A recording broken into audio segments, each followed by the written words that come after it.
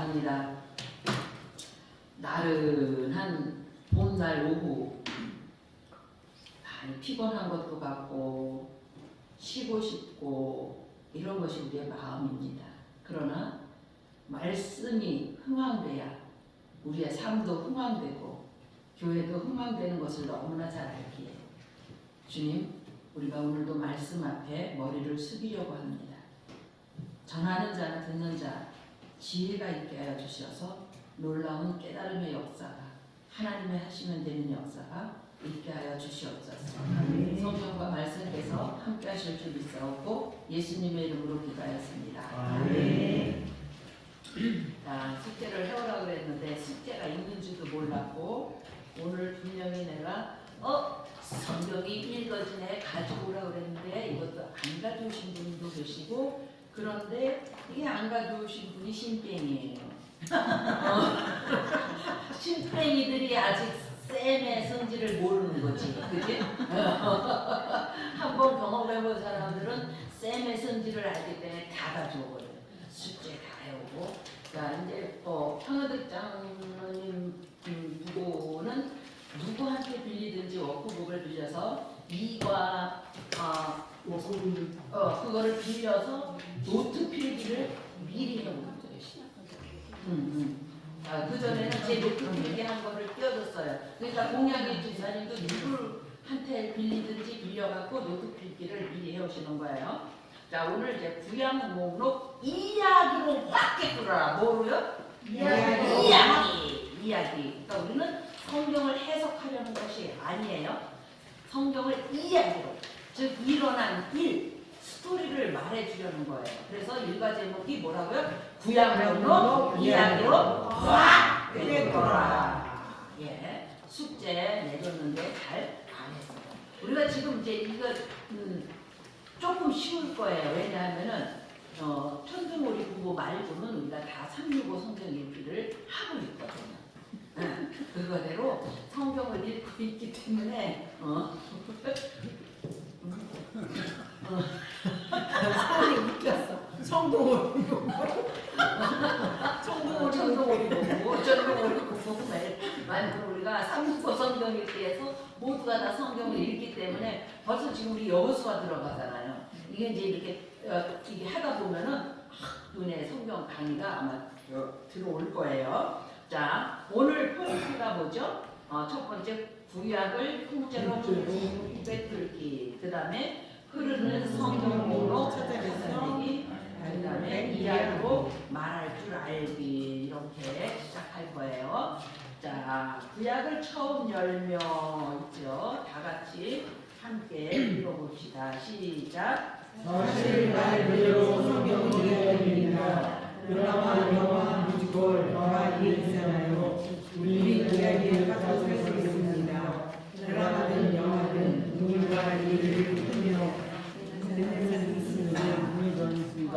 이런 수가 그렇구나 하면서 빠져들고 그렇습니다.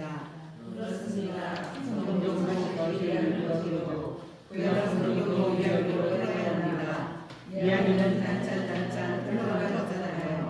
지금 저도 얘기처럼 말하니까 여러분들이 들으시는 거거든요. 자, 우리가 성경 30권을 외우려고 하잖아요.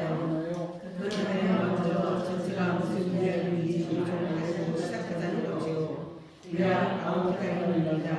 문제는 성경 목록 하나하나가 외우는 것이 구약인데 다 조각조각 다른 책인 거예요. 한 번에 교회를 이야기하려고 쫙 연결하기는 쉽지 않다는 겁니다. 그런데 성경 강의에서는 바로 그걸 하는 거라고 했죠. 퍼즐처럼 맞춰서 이야기 하나로 자동으로 꿰는 겁니다. 우선 그것부터 하자는 거예요. 아니, 1600년 동안 사실 저자가 자기 시대를 살면서 각각 써봤는데 그게 한 개의 스토리라고 그렇습니다. 바로 이것이 성경이 진리를 말해주는 묘미라는 거죠. 바로 이걸 깨달으면 성경이 기가 막히게 재밌어진다는 말이죠. 뿐만 아니라 성경이 쭉쭉 읽어진답니다. 자, 주차로 요리합시다. 예, 30, 그 다음에 이제 활동하면서 구약 39권 성경 목록 색깔로 분류하기 이렇게 되어 있거든요. 권이나 되는 낙권의 책 하나하나가 어떤 근거에 의해서 창세기, 출애굽기, 레위기, 민수기, 신명기 이런 순서로 배열되었을까요? 본래 역사가 흘러가면서 모세오경, 시편, 선지서라는 순서로 쓰여져 왔기 때문에 이 틀이 생긴 거예요. 그래서 예수님 당시에 이미 이 구분을 받아들인 것을 알 수 있습니다. 그래서 구약성경 목록은 크게 역사서, 시가서, 또 예언서 세 부류로 구분할 수가 있겠어요. 자, 시간이 흐르면서 생긴 틀이기도 하지만 공교롭게도 문학적 양식에 따른 분류이기도 합니다. 그래서 이번 시간에는 낙권의 여러 책들을 크게 역사서, 시가서, 예언서 이 세 부류로 모아놓은 다음에 그 안에서 비교적 역사 순서대로 배치할 거예요. 무슨 순서요? 역사 순서. 역사를 우대할 것이다. 자, 창세기부터 말라기까지 쭉 한번 여러분 그 성경책 맨 앞에를 한번 펴보세요. 그러면은 성경책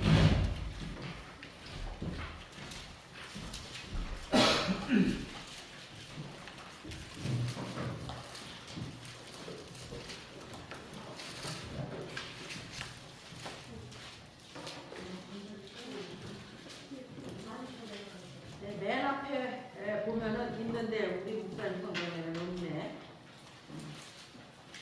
창세기부터 쭉 그 목록이 나와 있는 게 있는데, 자, 있지요? 네. 그러면은 어디서부터 어디까지가 역사서고, 어디서부터 어디까지가 시가서고, 어디서부터 어디까지가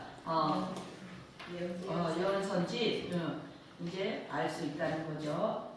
다시 자 봅니다. PPT를 보시면.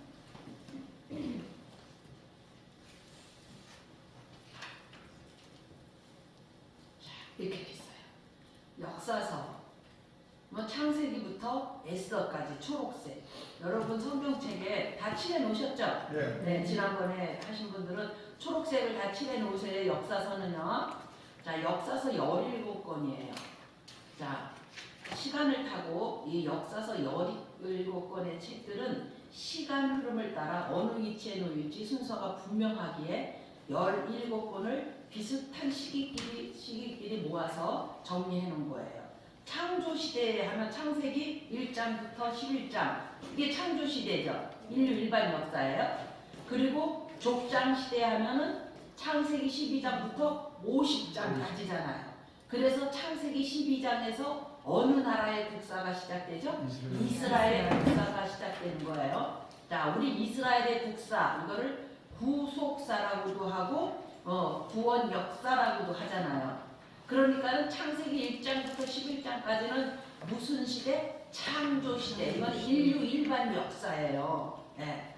그리고 12장부터 50장까지가 이스라엘 국사, 구속사가 시작되는 거예요. 그리고 모세 시대가 어디죠? 출애굽기, 레위기, 민수기, 신명기. 예, 요거는 모세 시대예요. 그리고 사사시대. 사사시대가 어디죠? 여호수아, 사사기, 룻기, 사무엘상, 사무엘하. 예, 우리 공부 다 했어요. 그 다음에 왕정시대가 열왕기상, 열왕기하, 역대상, 역대하. 그 다음에 포로시대가 에스라, 느헤미야, 에스더. 예, 이것이 17권 무슨 서다? 역사서다. 17권 역사서. 그 다음에 욥기부터 아가서까지. 예, 욥기, 시편, 잠언, 전도서, 아가서. 이것은 무슨 서다? 시가서다. 자, 그래서 이스라엘 역사에 따라 세 분류의 사람들이 각기 다른 방법으로 백성들에게 하나님의 말씀을 전했어요. 즉 제사장들은 율법을 알렸고, 지혜자들은 모략을 베풀었으며, 또 선지자들은 하나님의 말씀과 미래 일들을 전했어요. 그러니까 제사장들은 성전을 중심으로 활동했고, 지혜자들은 지혜 학교를 세워서 제자들을 가르쳤고, 선지자들은 선지자 학교에서 후계자들을 양성했어요. 그러니까 지혜 문학은 고대 근동의 여러 나라에서도 발견되고 있는데, 이스라엘의 지혜 문학은 여호와에 대한 신앙을 토대로 이루어졌다는 점에서 질적으로 주변 나라의 지혜 문학과는 아주 다르다, 이렇게 생각하시면 돼요. 그리고 이제 예언서예요. 예언서 몇 권이요? 17권. 자, 이사야부터 말라기까지 책 이름은 모두 누구의 이름일까요? 네, 선지자의 이름이에요. 이 예언서 부류 17권은 왕정시대 12권과 포로시대 5권으로 나눌 수 있어요. 사사시대도 모세시대도 족장시대도 예언서가 있다 없다? 없다.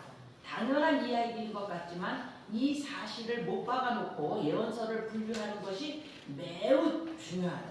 자, 예언서를 크게 둘로 나눠요. 하나는 대선지서, 하나는 소선지서. 자, 대자가 붙은 것은 그 선지자가 엄청 유명하기 때문에 크기 때문일까요?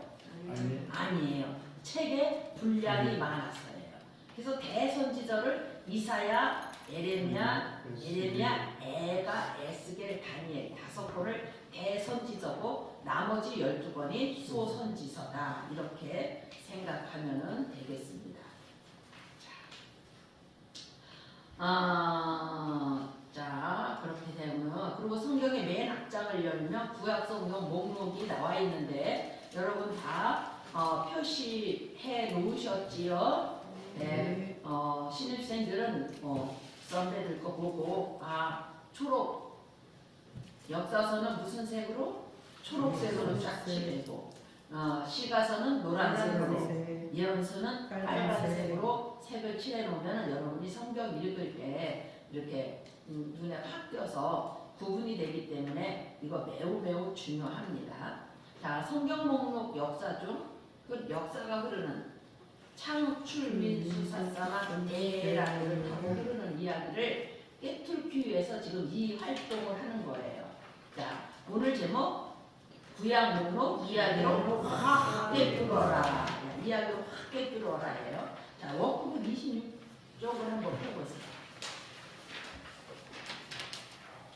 워크북 26쪽을 보면은 창세기하고 동그라미 1번, 2번이 지나가죠. 네. 그리고 오른쪽 밑에를 보면은 욥기 발생 이러죠. 이게 종속 목록이 발생한 거예요. 그 다음에 또 출애굽기 보세요. 출애굽기하고 3번, 4번, 5번이 지나가요.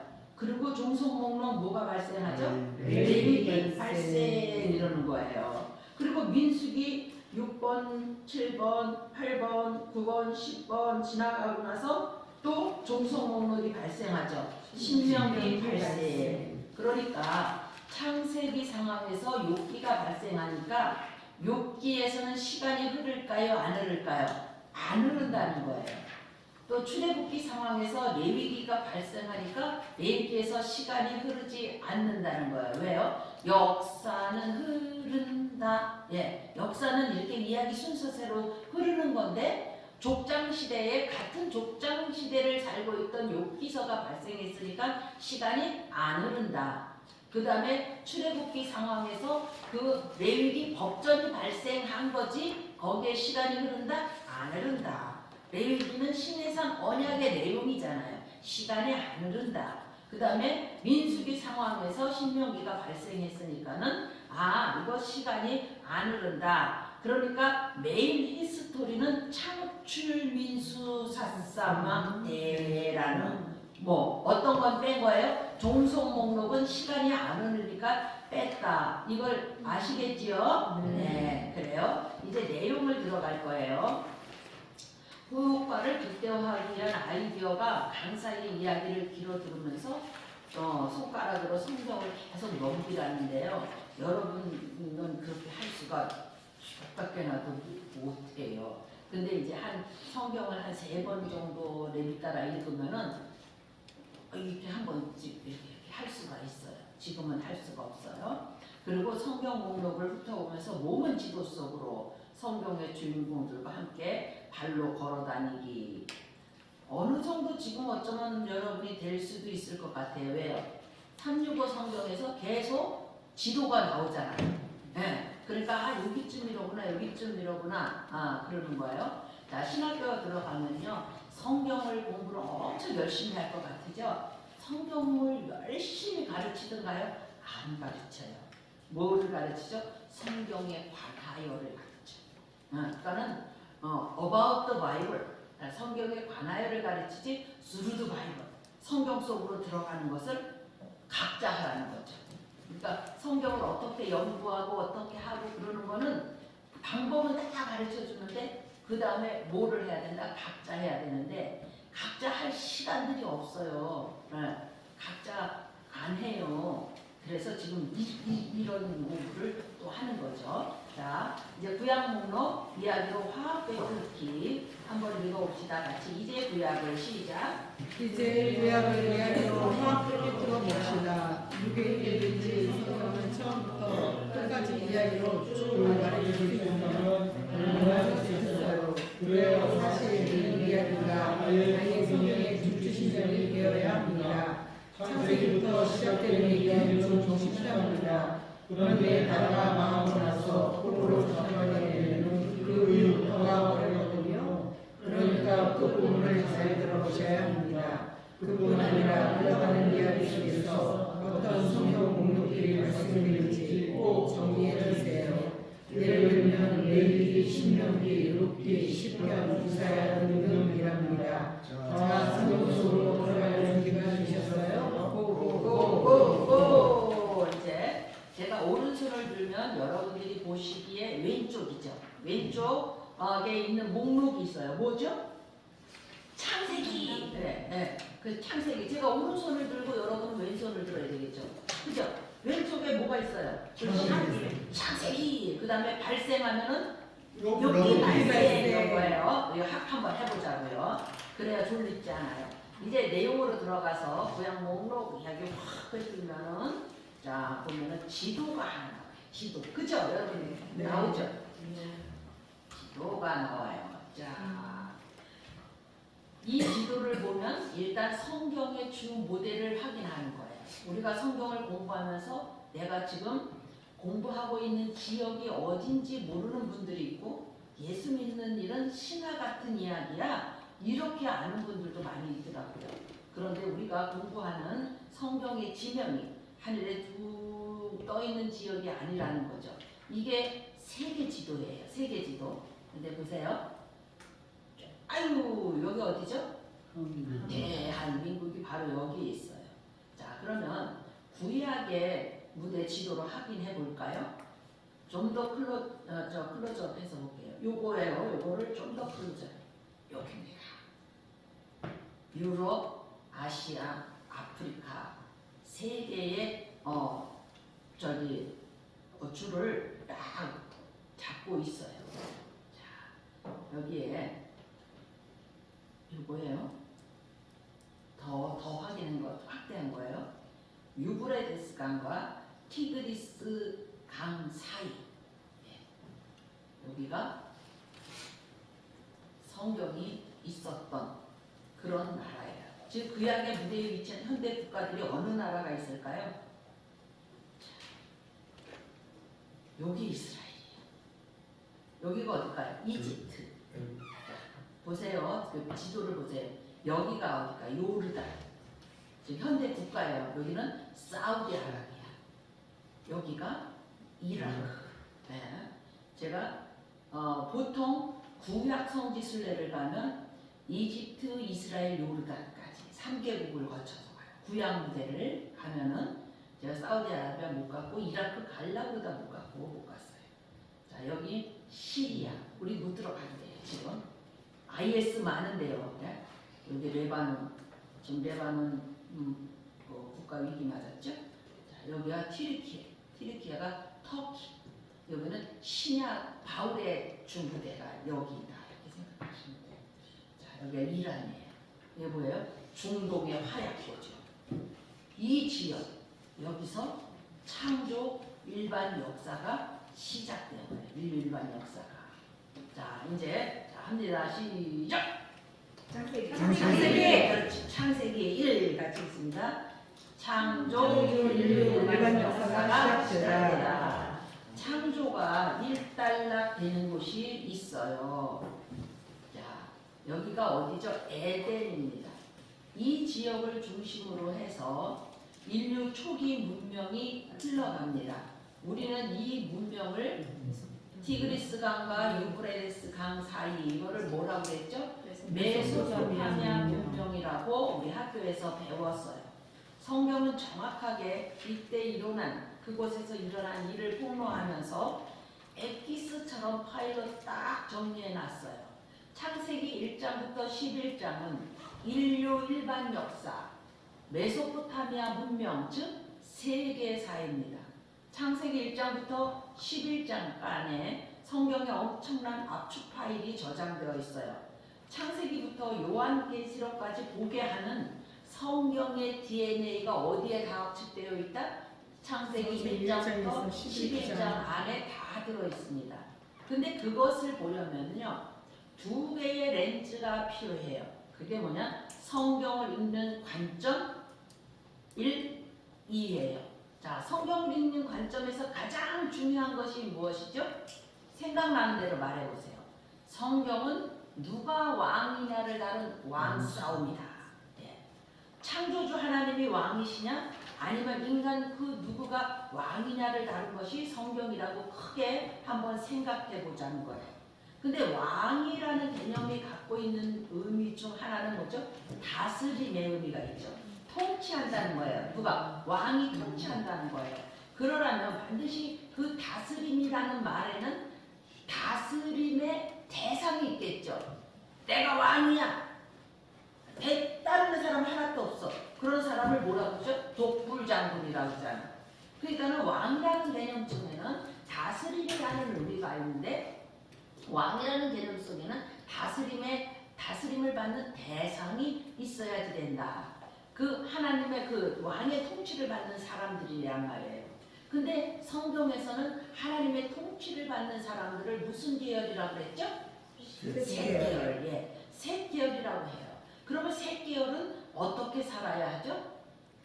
셋계열은 가인계열과 섞이면 안 된다. 정복해야 된다. 즉 하나님의 사람들은 섞이지 말고 오히려 하나님이 왕이라고 전파하는 사명을 감당해야 한다는 것이 성경 처음부터 붙들고 있어야 하는 관점이라는 거예요. 그런 내용이 창세기 1장부터 11장까지 기록되어 있다고요? 그럼요. 기록되어 있습니다. 창세기 1장에 하나님의 천지 창조가 기록되어 있죠. 물질이 창조되었다. 그리고 맨 나중에 누구를 창조하죠? 인간을 창조해요. 그러니까 창조의 방향은 누구였어요? 사람이었어요. 사람을 위해서 온 우주 만물을 창조하셨어요. 사람 하나를 향한 창조, 하나님의 창조 행위가 기록되어 있고, 사람이 나온 다음에 건드리는 주제가 뭐냐면 선악과거든요. 즉 아담을 창조하시고 나서 아담에게 모든 것을 다 맡겼잖아요. 네가 왕해라. 너무 좋다. 그렇지만 네가 진짜 왕이 아니라는 것을 알고 있지? 그러면서 선악과 이야기를 하는 거예요. 그럼 선악과가 뭘까요? 아담, 네가 만물을 다 다스려. 너가 진짜 왕은 내야. 그렇지만 창세기 맨 앞에 이야기가 그거예요. 아담을 창조하시고 가장 분명히 하고 싶으신 것이 그것이었어요. 하나님은 통치자고 아담은 통치를 받아야 하는 존재의 규명이에요. 이것이 바로 선악과 사건이잖아요. 근데 아담은 어떻게 만들었어요? 얼마만큼 완벽하게? 얼마나 퍼펙트한 존재가 인간인 줄 알아요? 하나님의 명령을 거역할 수 있어요. 이거 잊어버리면 안 돼요. 우리에게 뭐가 있어서? 하나님의 형상이 있어서. 그 하나님의 형상 속에는 자율이라는 이 개념이 있단 말이에요. 네. 자, 윤명옥 권사님이랑 한국 장로님이 21살, 22살 때 사랑을 했어. 그치? 그랬어. 고딩엄도 아니에요. 괜찮아요. 사랑했어. 근데 강제로 했어요. 저기 황득 장로님이 너무 힘으로 키도 크고 힘으로 붙여서 내 말 무조건 들어야 돼 이랬어. 아니야. 자유를 선택할 수 있단 말이야. 황득 장로님도 윤명옥 권사님을 선택해서 뭘 가지고? 자유를 가지고. 윤명옥 권사님도 선택해서 둘이 그래갖고 알콩달콩 살아서 주의도 낳고 막 그랬어. 몰랐죠. 사랑은 뭐가 있어야지 되는 거죠? 자유가 있어야죠. 그래야지 그게 진짜 사랑이잖아요. 자, 그래요. 그래서 하나님이 아담을 사랑하고 싶어서 정말로 이렇게 인격적으로 대우하고 싶어서 그렇게 하나님의 형상 속에 자유를 넣어줬단 말이에요. 근데 그래도 그리고 네가 다 다스리는데 그래도 이것만은 분명히 하자. 우리 서열 분명히 하자. 얘. 응? 내가 통치자고 내가 너 만들었어. 너는 그러니까 내 말을 들어야지 되는 거야. 근데 어떻게? 억지로가 아니고 어떻게? 자유를 줘. 네가 늘 나를 선택해줬으면 좋겠어. 그래갖고 선악과를 줬단 말이에요. 근데 그 선악과를 보니까는 왜 먹었어요? 이렇게 물어보면 성경 좀 많이 읽었다는 사람들이 뭐라고 대답하는 줄 알아요? 보험직도 하고 모금직도 하고 탐스럽기도 하고 뭐 이래서 먹었대. 맞아요? 안 맞아요? 그거는 그냥 그 선악과가 그렇게 생겼다는 거예요. 근데 진짜 먹은 거는 하나님처럼 되고 싶어. 그러니까 인간이 하나님처럼 완벽한 자유의지를 가져야 돼. 얼마만큼 완벽하냐? 하나님의 명령에 한 치뿐 기억하세요. 우리 선녀가 내가 이렇게 하니까는 얘도 완벽한 자유의지를 가진 하나님의 형상이기 때문에 수아야 할머니가 이렇게 말할 때 이렇게 들어야지. 한 치뿐 안 듣는다는 거. 엉덩이 픽 해고선 두고 한 거야. 다다다다 웃으면서 죽을 할 수도 없고. 뭐가 있어서? 자유의지. 시아가 그러잖아요. 자유의지가. 나한테 왜? 어휴 자유의지 있어. 싫다는 거지. 지하는 아니라고. 뭐가 있어서? 자유의지. 자유의지. 얼마만큼 완벽한? 하나님의 명령을 거역할 수도 있을 만큼. 근데 그 완벽한 자유의지를 가지고 하나님의 명령을 선택하기를 원하셔서 지금도 계속 애끓고 계신 하나님의 사랑을 우리가 이해하지 못하면은 성경 자체가 안 들어와요. 성경 자체가 안 들어와요. 자, 그랬어요. 그러니까 하나님의 명령을 거역할 수 있을 정도로 완벽한 자유의지를 가지고 창조주 하나님의 통치를 거부하는 거예요. 뭘? 선악과를 따먹고 나서. 그 다음에 그 이후 누가 그럼 왕이 되지? 누구 말을 들어야 되지? 이렇게 이런 문제가 생기는 거죠. 인류는 결국 힘센 사람 마음대로 하는 역사를 만들었고 그 사람을 가리켜서 왕이라고 했어요. 그래서 인류 역사에서 그 첫 왕이 누구냐? 가인이라는 거예요. 가인과 아벨 이야기를 통해서 두 그룹의 사회가 생겼다는 것을 말해주는 거예요. 두 개 사회의 성격.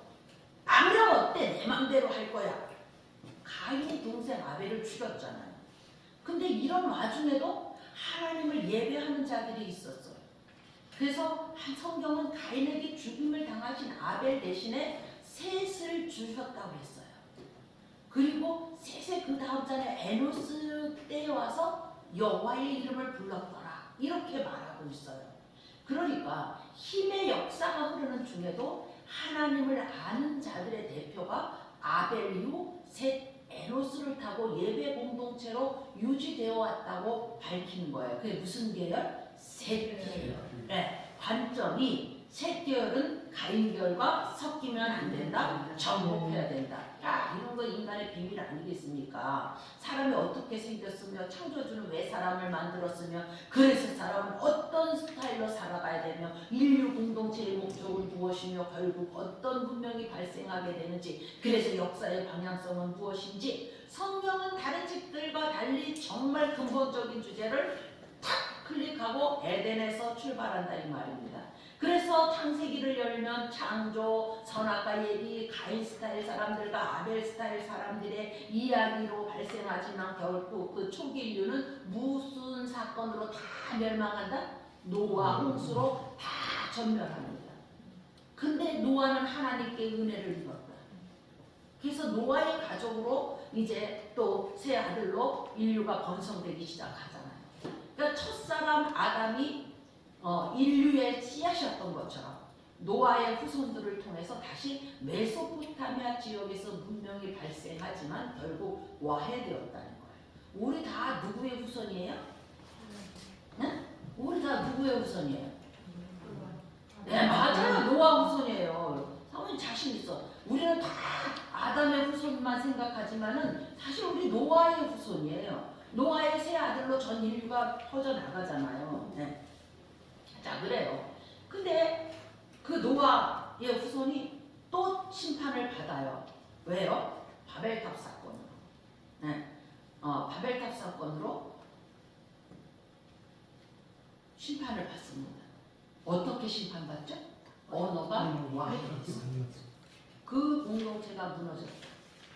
야, 우리가 왜 하나님의 이름만 높아지냐? 우리 이름도 좀 높아지자. 그래서 쫙 탑을 저 하늘 꼭대기까지 쌓아보자. 높아지려는 그 마음을 하나님께서 언어를 흠으로 확 무너뜨렸다는 거예요. 그래서 바벨탑 사건으로 노아 홍수 이후 사람들이 흩어지게 되죠. 흩어진 사람들은 아시아, 아프리카, 유럽 일대에서 번성해 나가면서 각각 민족을 이룹니다. 바벨탑 사건에서 일어난 티그리스 강과 유프라데스 지역은 아주 발달된 무슨 제국이 된다? 바벨론 제국이 된다. 바벨론 제국이 된다. 자, 여기까지가 창세기 1장에서 12장까지의 내용입니다. 자, 성경 36조 한번 찾아보세요. 성경 읽어지네 36조.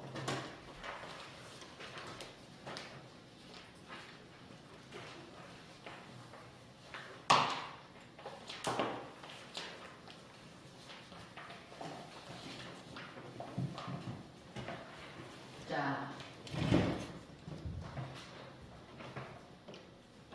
35쪽에 관점 1 성경은 누가 왕이냐를 다룬 왕싸움이 아니다. 여기부터 있습니다. 양미 권사님 안 가졌죠? 가져야지.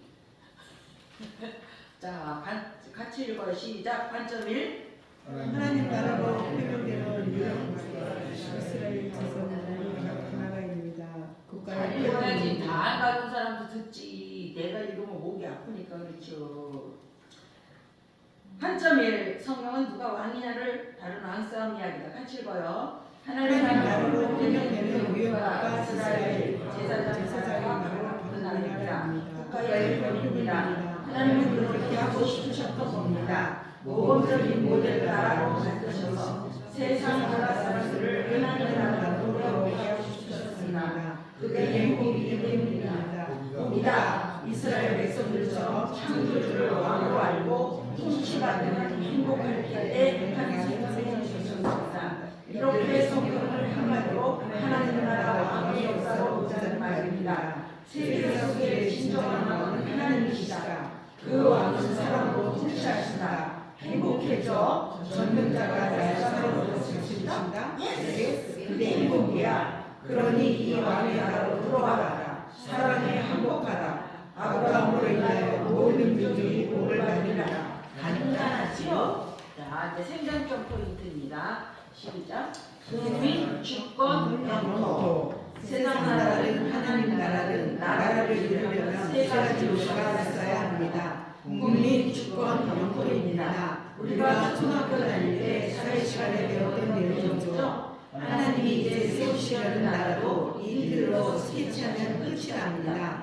하나님의 왕이신 나라 이스라엘을 세우기 위해 아브라함, 이삭, 야곱을 거쳐 백성을 만들어 가시다가 출애굽이라는 현실대로 그거를 경험하게 하시더니 법을 주시고 가나안 땅을 주셨습니다. 왕의 대통치자 다윗을 모델로 미리 세우시더니 급히 하는 당신 자신이 인간의 몸을 입으시고 내가 목숨을 바쳐서라도 백성을 구원해낸 자는 판타지 같은 그러나 실제 역사 이상과의 모델을 보여주신 거예요. 만화나 드라마와 뮤지컬 사람이 꾸며내는 판타지가 아니라 실제 역사 이스라엘 세상 나라들은 백성의 모습을 밟아야 자신의 꽃처럼 생기는 모델이에요. 섬기려는 것이 아니라 섬김을 받는 것입니다. 가서 정복합니다. 그 땅의 백성들을 죽여 피를 땅에 쏟아야 정복자의 영권이 인정된 오리라를 이 말입니다. 그러나 하나님의 나라와 그리스도는 자신의 생명을 죽여 피를 쏟아 바쳐서 백성 하나하나를 민으로 삼는 예대입니다. 그러므로 누구든지 이 사실을 알고 마음에 나아가면 그 백성이 된다는 거예요. 받아줍니다. 백성으로 예수라는 이름으로 오시는 분의 제 진정한 왕이신가를 보여주되 착각한 돈으로 하지 않습니다. 수천 년의 구약 신약 역사를 통해 조금도 멈춰없이 이 사실을 전해내는 것이 성경입니다. 성경이 역사성을 갖는다는 것은 이렇게 중요한 의미를 함유한다는 것입니다. 한 소속이 아니고 예수 그가 왕이신 하나님 나라 이것이 성경의 진정한 주제입니다. 관점입니다. 성경 전체가 이해되게 하는 관점.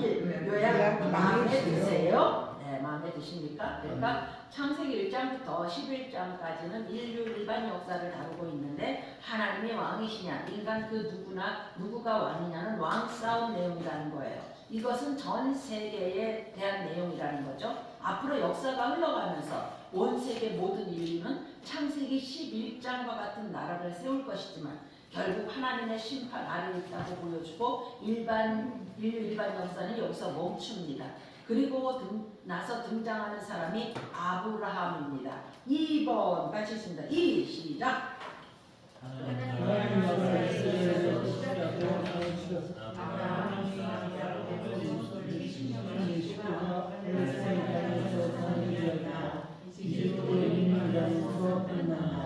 자, 창세기 12장은 아브라함이 부르심을 받았고 그것이 히브리 민족의 역사잖아요. 근데 신학적으로 그걸 무슨 사라고 한다? 구원 역사, 구속사라고 합니다. 우리가 읽은 것처럼 아브라함, 이삭, 야곱 그리고 그 후손 70명의 식구가 팔레스타인 땅에서 산다는 거예요. 그런데 바로 이 순간 우리는 하나님의 속마음을 우리가 딱 알아챌 수가 있습니다.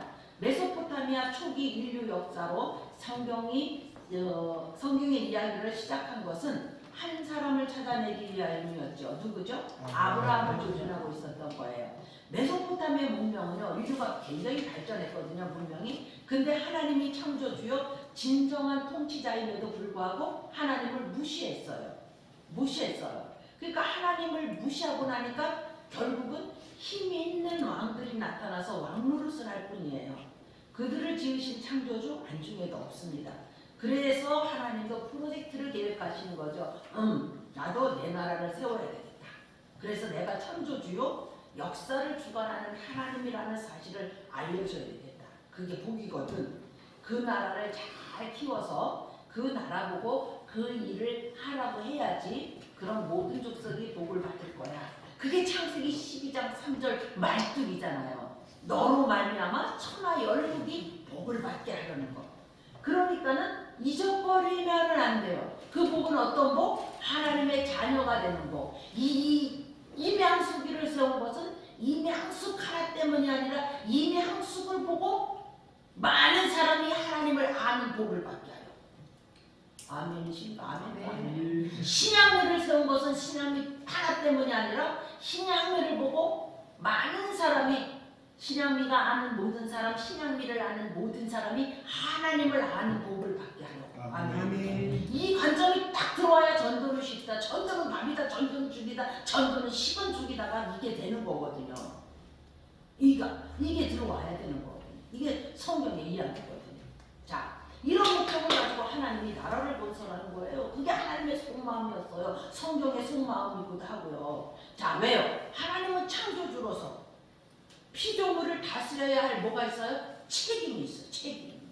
근데 메소포타미아 문명은 점점 커져가는데 그냥 내버려 둘 수밖에 없는 거야. 힘 있는 자가 나타나서 네피림 같은 자가 인간 사냥꾼이야. 그런 자가 나타나서 그냥 이 사람 죽이고 저 사람 죽이고 지 마음대로 하는데 하나님이 가만 내버려 둘 수가 없는 거죠. 그래서 하나님께서 인류 일반 역사에 손을 대기 시작하는 거예요. 그래서 하나님은 메소포타미아 지역 갈대아 우르에 살고 있던 한 사람을 불러내십니다. 자, 창세기 12장의 역사예요. 자, 갈대아 우르 무슨 문명이죠? 메소포타미아 문명. 메소포타미아 문명은 무엇으로 다스리는 거? 힘으로 다스리는 그 문명에 쩌들어 살고 있던 아브라함을 부르신다는 거예요. 그래서 하나님이 가라고 그러죠. 어이, 주여, 어디로 갔냐? 내가 너에게 지시할 땅으로 가라고. 그 약속의 땅이야. 그 팔레스타인 땅이야. 그래서 하란에 가다가 누가 죽어요? 아버지 데라가 죽고 이제 깠어요. 가서 아브라함이 이삭을 낳고 이삭이 야곱을 낳고 야곱이 12 아들을 낳았어요. 그리고 장가들여서 70명의 식구가 되었죠. 자, 하나님 나라가 공중에서 붕 떨어지는 것이 아니라 역사 속에서 하나씩 하나씩 만들어가는 거예요. 나라의 3요소, 국민, 주권, 영토. 이제 뭐가 만들어진 거죠? 국민이 만들어진 거예요. 그런데 저쪽에 욥이 살고 계십니다. 욥이 백세. 그렇지. 욥이 발생해요. 욥은 언제인지 모르지만 아브라함, 이삭, 야곱, 요셉이 살았던 족장 시대의 인물이라는 거예요. 메소포타미아 문명의 종교적 상상과 철학을 읽어낼 수 있는 책이 욥기예요. 자, 그리고 바로 이때쯤 되었을 때 아주 큰 사건이 터지죠. 무슨 사건이요? 요셉이 형들에게 팔려서 이집트로 끌려갔는데 거기서 총리가 된 거예요. 왕들 앞에서 나라의 운세를 점치며 국정을 이끌어가는 사람이에요. 그러니까 이집트의 미래학자가 된 거죠. 죽은 줄 알았던 요셉이 출세해서 큰 나라의 고위공직자가 되었어요. 모든 식구들이 신이 나서 이집트로 이민을 갔어요. 이게 창세기 50장까지의 내용이잖아요. 50장까지. 자, 이집트로 이민하면서 끝났습니다. 자, 이게 창세기 50장까지네요. 저기 욥이 살고 있습니다. 자, 그 후 몇 년이 걸리죠? 400년이 경과합니다. 인구는 70명에서 250만 명으로 증가됩니다. 국민은 자꾸 늘어나는데 아직 나라의 3요소 중 주권과 영토가 없어요. 그래서 출애굽기는 국민을 만들었으니 법도 제정하고 영토도 주겠다. 이거 찾아가는 거예요. 짠! 짠! 짠! 출애굽기 3번 시작!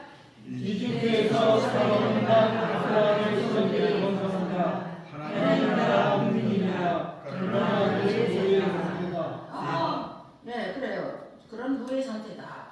그런데 출애굽기 와서 보니까 아브라함 후손들이 몇 명으로 늘어났다고 250만 명 정도로 인구가 증가해요.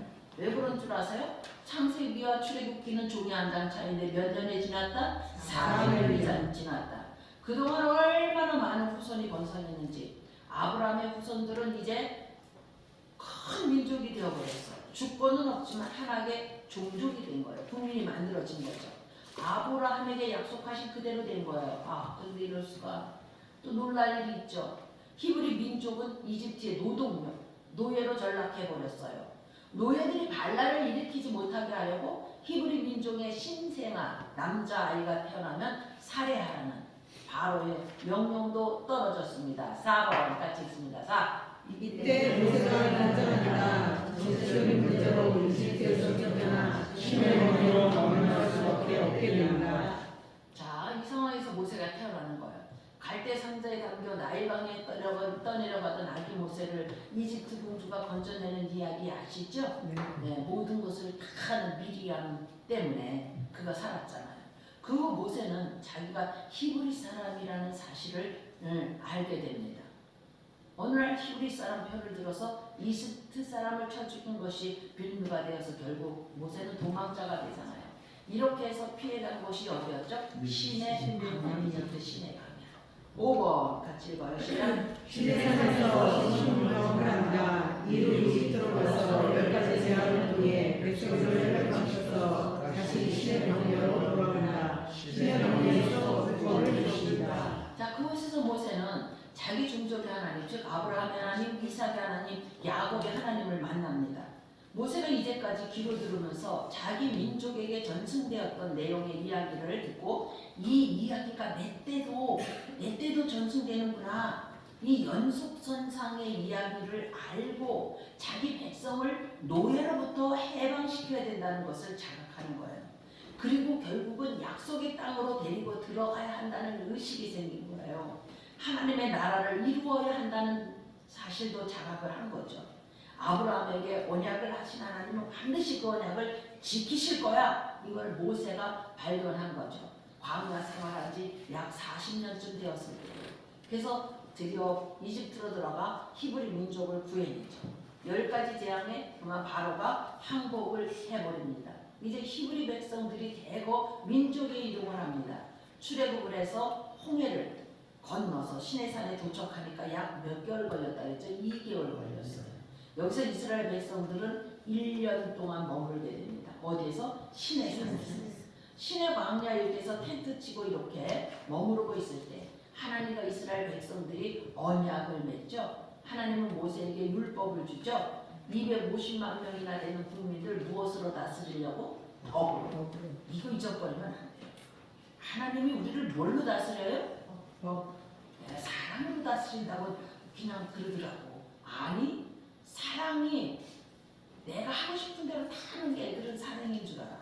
근데 우리 교회 안에 있는 어른도 그렇게 유치한 신앙생활 하는 사람이 있어. 내가 하고 싶은 대로 다 하는 게 사랑이 아니에요. 그럼 하나님은 나만 사랑하나 뭐. 그치? 내가 하고 싶은 대로 다 했는데 다른 사람에게 엄청난 피해가 줄 수도 있다는 건 알아야 돼요. 그죠? 자, 그래요. 그래서 우선 십계명으로 간단한 요약본을 주시고요. 그 이후 자세한 민법, 형법, 상법 같은 한 국가의 법을 입법해 주셨어요. 그리고 하나님이 그들과 늘 동거하며 같이 가겠다고 약속하셔요. 그래서 하나님은 그들 가운데, 이스라엘 가운데 함께 거하시는 표식으로 뭘 만들어 달라고 하죠? 성막을 만들어 달라고 부탁하십니다. 그걸 어떻게 만들어야 하는지 디자인까지 다 해주신 거예요. 그리고 이스라엘 백성들은 일일이 그 매뉴얼대로 성막을 만들어야 했어요. 사실 이런 뭐 제사법, 민법, 형법, 뭐 토지경제법, 청사지, 성막 청사지 뭐 이런 것들 이스라엘 백성들뿐만 아니라 모세까지도 다 처음 듣는 거거든요. 그죠? 모세까지도 다 처음 듣는 거예요. 한 번 듣고 기억할 수 있나요? 네. 한 번 듣고 기억할 수 없기 때문에 하나님은 뭐 하라 그러죠? 기록하라. 하나님은 기록의 승부를 거셨다. 잊어버리면 안 돼요. 적자 생존. 적는 자가 끝까지 살아남아. 네. 이거 들고 멍하니 이러고 듣고 아유 저기 간식이나 먹었으면 좋겠다. 이러고 100번 들어도 하나도 기억이 안 남아. 적자 생존. 많이 적는 자가 기억해요. 자, 그래 기억해요. 이것은 앞으로 오고 오는 이스라엘 백성들이 알아야 할 정보이기 때문에 문자로 남겨놓으라고 하실 수밖에 없었어요. 그것을 뭐라고 이름을 붙였죠? 레위기.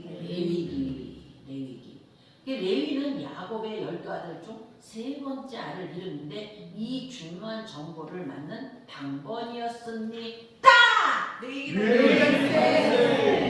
왜 레위기죠? 레위 지파의 교과서니까. PPT로 자 보세요. 자, 이집트에서 시내산까지의 동전 살피기. PPT를 보시라고 그럴 때 봐야 돼요. 자, 가나안에서 이집트로 가면서 창세기가 끝났고 출애굽기가 시작인 거 아시죠? 자, 시작이에요. 여기 시내산이에요. 모세가 이제 정적으로 몰려서 시내산으로 도망가죠. 거기서 시내산에서 하나님을 만나는 신경험을 하고 내 백성을 구원해야 된다는 것을 알고 자 모세가 갑니다. 모세가 백성을 데리러 가죠. 10가지 재앙에 바로가 항복하고 모세가 백성을 데리고 출애굽합니다. 자 여기서 시내산 언약 맺고 법을 주고 그 다음에 성막을 만들어요. 자 이 법을 맡은 사람이 누구라고요? 레위. 그래서 레위기 발생이라는 것 여러분이 아시면 되겠습니다. 자 이제 민수기 6번 시작. 아직은 시내산 여기서 인조사 명령이 떨어진다. 독방으로 명령 조사다. 자 이렇게 여전히 신의 산입니다. 신의 광야에 있다 보니까 출애굽한 지 1년이 지났어요. 이스라엘 백성들은 신의 광야에서 6월절, 새 명절을 지켜야 했어요. 6월절은 이스라엘 나라가 시작된 순간이거든요. 그러니까 왜 이 나라가 시작되었는지 그 목적을 회고하는 명절이 뭐다? 6월절이라는 거예요. 그 후 하나님께서 인구조사, 백성 및 셀 수예요. 인구조사를 하라고 명령하십니다. 왜 그런지 아세요? 계속 여기 신의 광야에서 살 수만은 없잖아요. 신의 광야에서 살게 하려고 출애굽시켰어요? 아니에요. 신의 광야에는 국법을 주시려고 이끌어 오셨지만 이제 그 일이 다 끝난 거예요. 그러니까 그 다음 스토리는 이동이 수밖에 없는 거예요.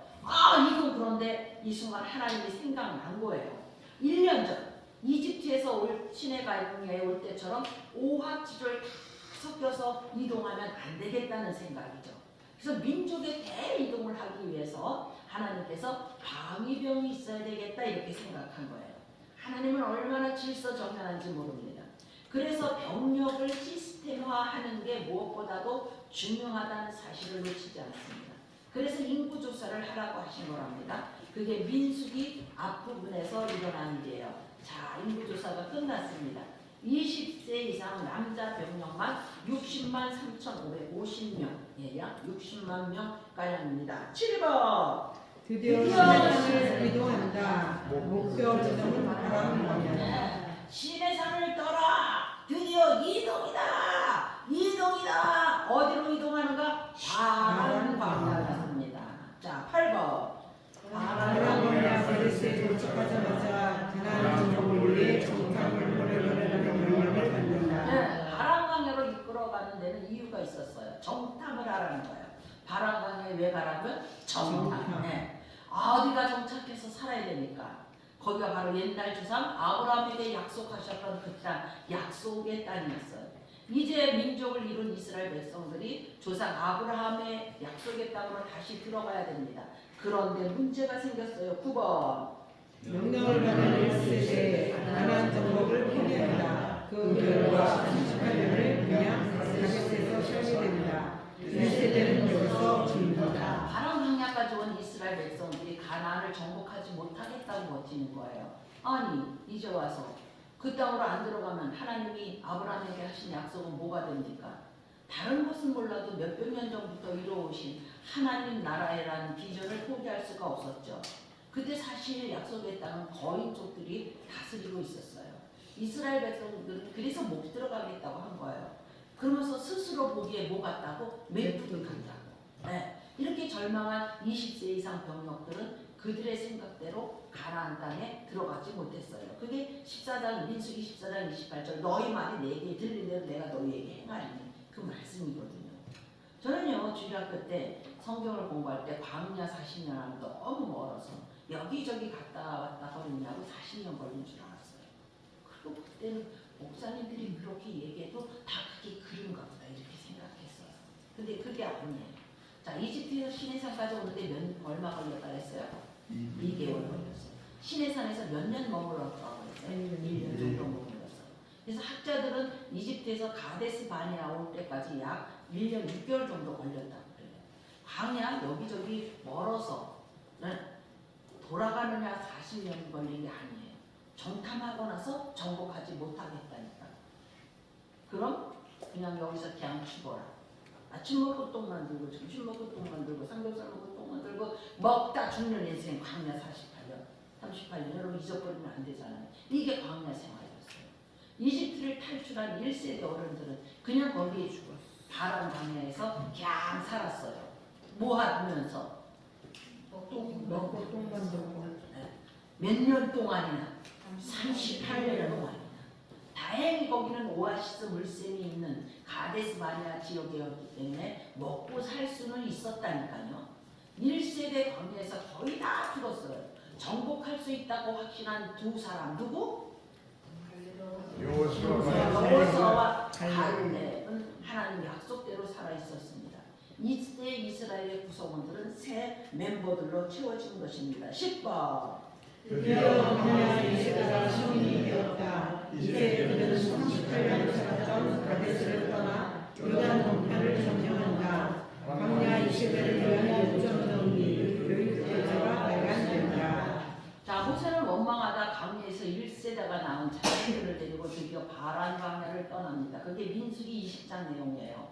가나안을 향해 이동하면서 요단 동편 아모리 종족들과 전쟁을 하게 됐죠. 그런데 이겼어요, 졌어요?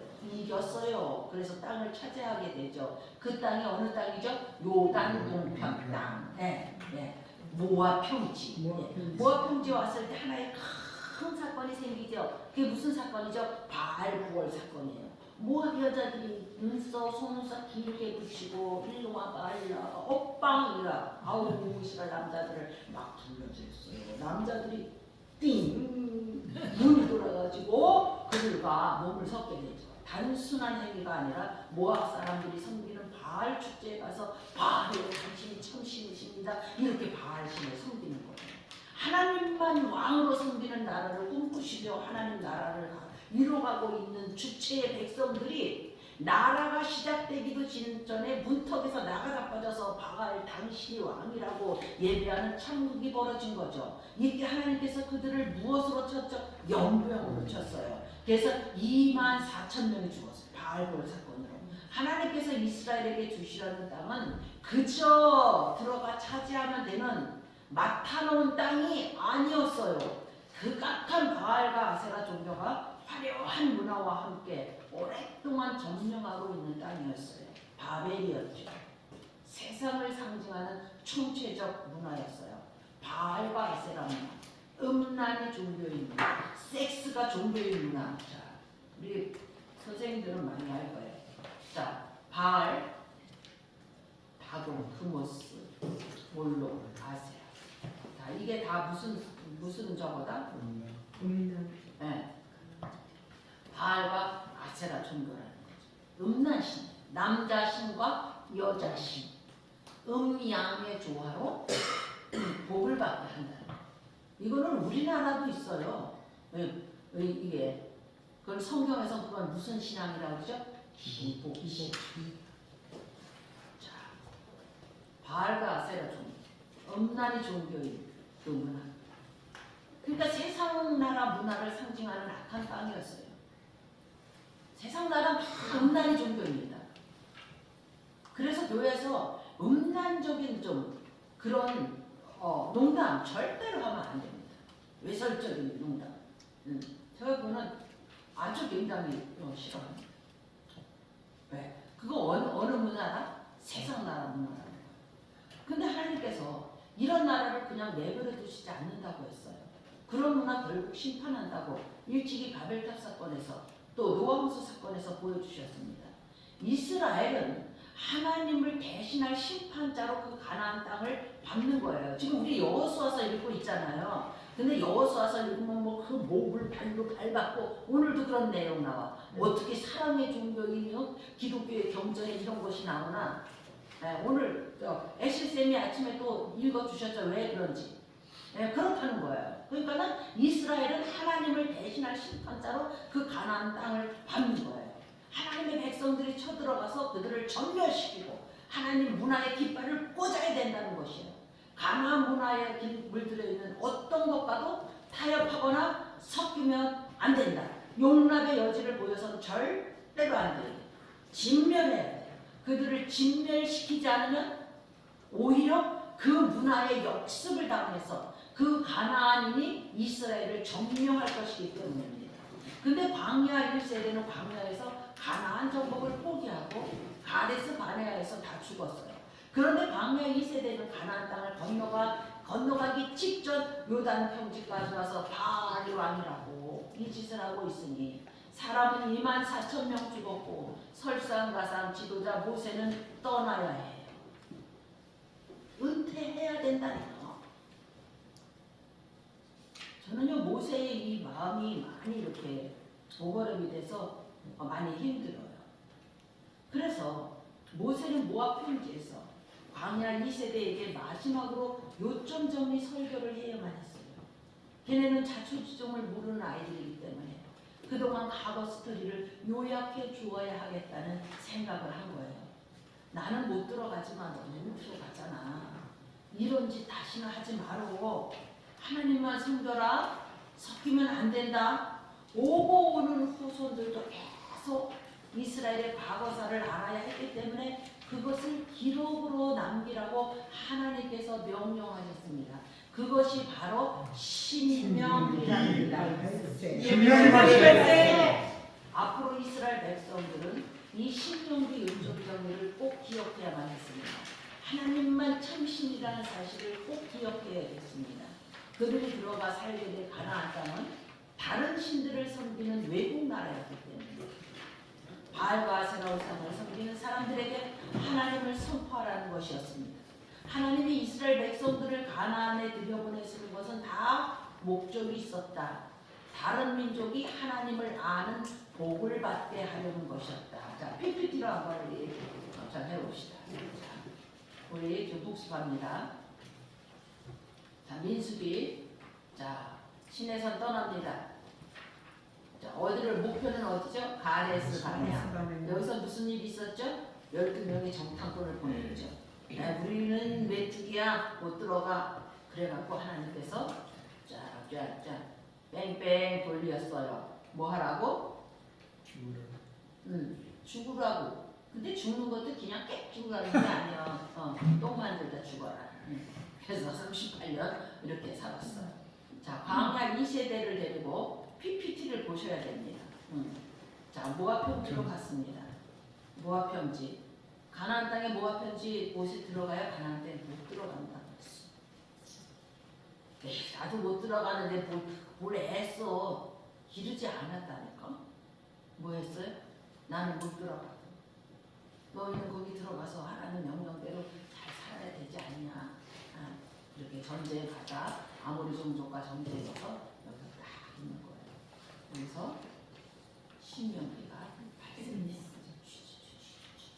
민수기 상황에서 신명기 발생. 이게 후임자를 생각하는 단어였어요. 사실. 뭐 내가 지금 뭐 다음 세대에 세워봤자 뭐 이거 뭔 저거가 있어? 지금 이 사람들 사치기 사격도 하고 그냥 재밌게 노는데 지금 성경 공부시키고 뭐 자녀들에게 뭐 저기 뭐 가정 예배를 지내라 뭐 이런 거 뭐라고 할 필요가 있어? 아니, 나는 못 들어가도 너희는 그렇게 해야 되지 않냐 이거예요. 자 이제 여호수아 들어갑니다. 요단 동편. 자 11번 시작. 모세가 죽은 여호수아가 가나안 땅을 정복한다. 하나님 나라에게 여호수아가 생겼다. 집가별로 분배한 후 정착을 삼켰다. 자 갑니다. 모세가 죽자 후임이 나타나요. 이름은 여호수아. 이제 백성들을 이끌어 가나안 땅에 들어가 땅을 정복해야 하는 것이 그의 사명이에요. 이스라엘 백성들이 살아갈 땅을 획득해야만 되는 거죠. 드디어 이스라엘 백성들 땅을 정복했습니다. 자, 요단 동편에는 두 지파 반이 나눠져 있는 것은 모세 시대 이미 등록해 놓은 거죠. 그리고 자, 건너가서 요단 서편에 땅을 이렇게 나눠서 12지파에게 나누어줬습니다. 자, 이제 이스라엘은 명실공히 나라가 됐어요. 나라가 되려면 뭐가 있어야 된다? 국민이 있어야 된다. 법도 있어야 된다. 땅도 있어야 된다. 자, 이제까지의 역사를 한번 여러분 보세요. 자, 지도에서 확인을 해보면 우르에서 자 떠나서 하나님의 약속하신 땅 이집트까지 와갖고 여기서 출애굽해서 시내산에서 법을 받고 보세요. 자, 여기 레위기 발세, 그 모압 평지까지 왔잖아요. 그리고 신명기 발세, 여호수아 해서 땅 정복한 것까지 이야기 있어요. 자, 요 반짝반짝거리는 게 보다 역사서인데 메인 히스토리다. 네. 반짝거리지 않은 찌끔한 거는 뭐다? 중송행론이다. 이렇게 이해하시면 되겠습니다. 자, 사사기 들어갑니다. 12번 시작. 여호수아가 죽자 땅을 빼앗긴 원주민들이 역침입을 한다. 전쟁의 사역을 계속됩니다. 사사들이 자, 드디어 아브라함에게 언약하신 하나님의 약속이 성취가 됐어요. 땅까지 다 분 만들기, 땅 만들기, 유형 국가로서 다 완성됐어요. 그러면 하나님의 뜻이 실현이 돼야 되죠. 하나님의 꿈이 이루어져야 되겠죠. 하나님의 뜻대로 경영돼야 되겠죠. 네. 그걸 보여준 게 사사예요. 그런데 요거 보자. 이스라엘 백성들이 혼돈스러워요. 그리고 바알과 아세라 우상을 믿고 있던 원래 주민들이 호시탐탐 기회를 엿보며 다시 땅을 차지하려고 계속 침입을 해오는 거예요. 당연한 얘기죠. 그들이 가만히 있겠냐고. 자기가 살던 땅을 뺏겼는데, 그죠? 그런데 이스라엘은 지도자가 없는 거예요. 사사기는 계속 전쟁이 계속되는 거예요. 고대 전쟁은 무슨 전쟁이었다? 왕들의 전쟁이었다. 고대 전쟁은 무슨 전쟁이었다? 신들의 전쟁이었다. 잊어버리지 마세요. 잘 따라오셔야 됩니다. 그리고 신들의 전쟁이에요. 근데 저쪽에서 기골이 장대한 골리앗 같은 사람이 왕을 먹고 나를 따르라고 하고 자기들의 왕의 이름으로 전쟁을 하는 거예요. 자기들의 신의 이름으로 전쟁하는 거예요. 근데 이 나라는 누가 왕이에요? 하나님이 왕이에요. 그러니까 보이지 않는 하나님이 갑옷을 입을 수 있나, 투구를 들 수 있나, 창을 들 수 있나. 그러니까 네가 나가라, 네가 나가라, 네가 나가라. 아무나 나가는 거예요. 누구의 이름으로 나가는 거예요? 하나님의 이름으로 서 있는 사람이 사사예요. 사사는 자신의 능력과 무관해요. 하나님 대신 서 있는데 꽂아놓은 보리짝이어도 괜찮아요. 왜요? 전쟁은 누구에게 속한 것입니까? 여호와께 속한 것입니까? 그래서 비전문가들이 나가는 거예요. 그런데 모든 전쟁에서 이스라엘이 이기네. 상대편은 화려한 무기를 들고 오는데도 이스라엘이 이긴 거예요. 그래서 13번 시작. 사사들이 나타나 왕을 호령했지만 백성들은 왕을 기다린다. 예. 외부에서 공략을 하기 때문에 문제가 아니야. 외부 세력을 막아낼 국방이 문제이기도 하지만 이스라엘 내부가 문제였어요. 하나님이 모세에게 주셨던 율법대로 이 나라가 경영되지 않는 거예요. 이 나라를 건국하신 장본인인 하나님 당신이기 때문에 다른 나라처럼 왕이 있어야 되지 않는다고 생각했잖아요. 왕은 누구다? 나다. 이 하나님이 이런 왕은 나다. 그러니까는 전쟁은 여호와께 속한 거야. 너네 그냥 편안하게 살면 돼. 근데 이 사사시대 이스라엘 백성들은 인간 왕이 보이지 않는 거예요. 그러니까는 힘든 거죠. 사실 하나님은 왕을 두기 싫어했어요. 그래서 사실 아브라함, 모세, 여호수아 이런 지도자가 있었어요. 그래도 그들을 왕이라고 했어요? 왕이라고 안 했어요. 그런데 백성들은 하나님이 왕이신데 보이지 않는 하나님이라고 왕이 없어서 이 나라가 엉망이구나. 계속 이렇게 무정부 상태로 가야 되는 거야? 이러는 거예요. 무정부 상태가 아니잖아요. 하나님의 법대로 나라가 경영되는 법이 있잖아요. 주권이 있잖아요. 법이 있잖아요. 근데 사사시대는 지금 이게 문제라니까요. 누구를 기다린다? 인간 왕을 기다리는 거예요. 그런데 하나님이 계산이 있으셔요. 하나님은 인간들이 막 때를 쓰면 들어줄 때가 있다니까. 근데 그게 결국 좋은 게 아니야. 자, 그래. 내가 왕을 원하냐? 그러면 내 마음에 합한 왕이 통치하면 그건 내가 통치하는 셈이니까 나를 왕으로 인정하는 대리 통치자가 왕이 되어야 된다. 이거예요. 이스라엘의 정치 시스템 아주 독특합니다. 신정하의 왕정. 따라합니다. 신정하의 왕정. 신정하의 왕정. 하나님이 왕이시고 그 왕들은 하나님의 대리 통치자라는 거예요. 이거 잊어버리면 안 돼요. 네, 이 생각이에요. 근데 하나님이 통치자이신데 하나님의 통치를 실현해내는 왕을 만들어야 되겠다. 하나님도 그 생각을 했어요. 그래서 그 왕을 찾아가는 역사가 있는데 14번 시작. 사사 기도 시절에 열사람이 전도하는 이야기가 등장한다. 네, 그 왕을 찾아가는 역사가 바로 대리 통치자 다윗이거든요. 그러니까 사사시대 역사는 다윗을 찾아가고 있었다. 다윗의 증조할머니 룻 이야기를 하는 이야기가 여기 이유가 여기 있다. 시작. 자, 사무엘하 15번 시작. 백성들의 소원대로 왕이 다스리기 시작한다. 일대 왕 사울 등장. 그 이후 이대 다시 왕이 된다.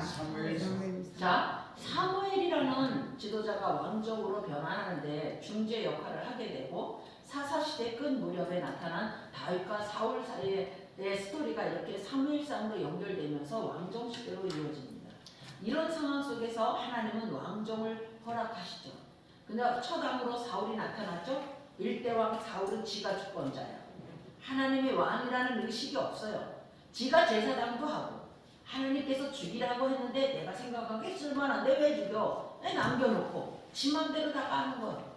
지가 결정하는 거예요. 지가 선택하는 거예요. 모델이다라고 나라를 만들어내 엉망이구나. 그래서 이대왕이 등장하는 거예요. 다윗은 당시 이스라엘의 강적 블레셋의 골리앗을 제거하죠. 그러자 사울이 시기를 하죠. 다윗은 할 수 없이 망명생활을 하게 됩니다. 그러다가 결국 이대왕으로 등극하기까지의 이야기가 사무엘상에 기록되어 있어요. 다윗은 사무엘상 상황에서는 일대 왕에게 쫓겨나서 죽을 고생을 하는 거예요. 사무엘 하에서 왕위를 탈취해요. 제목은 사무엘 하지만 초점은 누구에게 있다? 다윗에게 있다. 그래서 16번 시작. 하나님의 대리 통치자 다윗 왕은 이스라엘의 정치를 하는 왕이다. 성전 건축 그의 앞으로서는 크라이스다. 네, 다윗이 왕이 된 이후 이 이야기는 사무엘 하에 기록되어 있습니다. 다윗은 이스라엘을 괴롭히던 주변 국가들을 평정하고 영토를 넓혀갑니다. 이스라엘 역사 중 클라이막스입니다. 다윗은 철저히 무슨 의식이 있었냐? 대리 통치자라는 의식이 있었어요. 그래서 하나님이 거하시는 성전을 짓고 싶어 했습니다. 그동안 하나님이 계실 성전도 없었으니까요. 성전은 하나님의 통치 좌소, 하나님의 왕권이 공간으로 드러나는 건물이에요. 성전은 하나님의 청와대, 성전은 하나님의 백악관. 다윗은 내가 왕이 아니고 하나님의 왕이다. 그러니까 하나님이 거하실 성전을 지어야 한다. 하나님이 꿈꾸시는 모델 왕이 나왔어요. 누구다? 다윗. 하나님이 세우신 이 나라는 왕이 필요 없어요. 누가 왕이니까? 하나님이 왕이니까. 본인이 원해서 왕이 되기를 원한다면 내가 책임질게, 내가 먹여달린다, 나를 섬겨라, 이런 세상 나라와 같은 왕은 필요 없어요. 어떤 왕이 필요해요? 다윗 왕과 같은 사람이 필요해요. 앞으로 출현하는 왕은 다윗 같은 왕이냐 그렇지 않은 왕이냐, 그것이 성경을 읽는 관점이 되겠죠. 그렇다고 하면 다윗은 하나님의 꿈꾸시던 대리 통치자였나? 그렇습니다. 뭘 보면 알 수 있죠? 그가 남긴 시편을 보면 알 수 있어요. 시편 150편까지. 시편의 저자는 다양합니다. 그런데 무려 74편이나 다윗의 시라고 표제가 되어 있어요. 다윗은 하나님이 왕이시다, 내가 아니다. 하나님이 왕이시기 때문에 진정으로 예배했던 그 흔적, 그 하나님께 사랑을 고백했던 그 흔적, 노래했던 흔적, 즉 예배 문화 콘텐츠가 시편이에요. 왕들이 하는 일은요, 자기를 칭송하며 자기의 세를 넓히고 자기 무덤을 짓고 자기 왕궁을 짓는 것인데, 이 왕은 나를 높이지 말고 하나님을 높이자. 나도 하나님을 높인다. 너희들도 하나님을 높여라. 하나님을 예배하라. 만물이 그에게로부터 말미암았다. 이것이 시편의 내용이거든요. 17번 시작. 성전에서 드려질 제사 분야의 콘텐츠를 진행한다. 신앙을 정리하는 논리를 무너뜨리게 된다.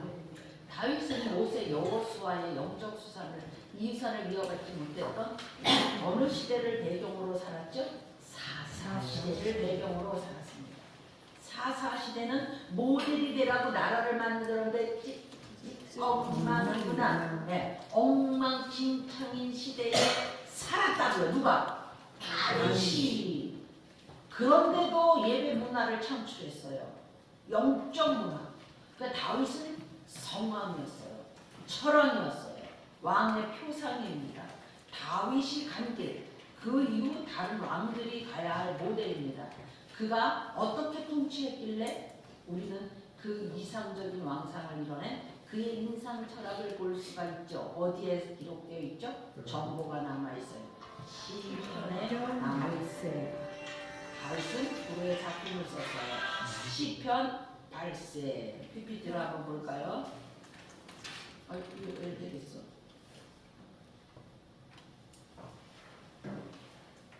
자, 일대왕 사울 그건 대리 통치자 의식 없어요. 나가리. 그래서 이대왕 다윗 통치. 이는 철왕이었다. 선왕이었다. 다윗이 통치할 때 뭐가 발생했다? 시편 발생. 자, 열왕기상하로 들어갑니다. 18번 시작. 다윗의 아들 솔로몬이 모세의 의견을 따라 성전 건축을 완성한다. 19번.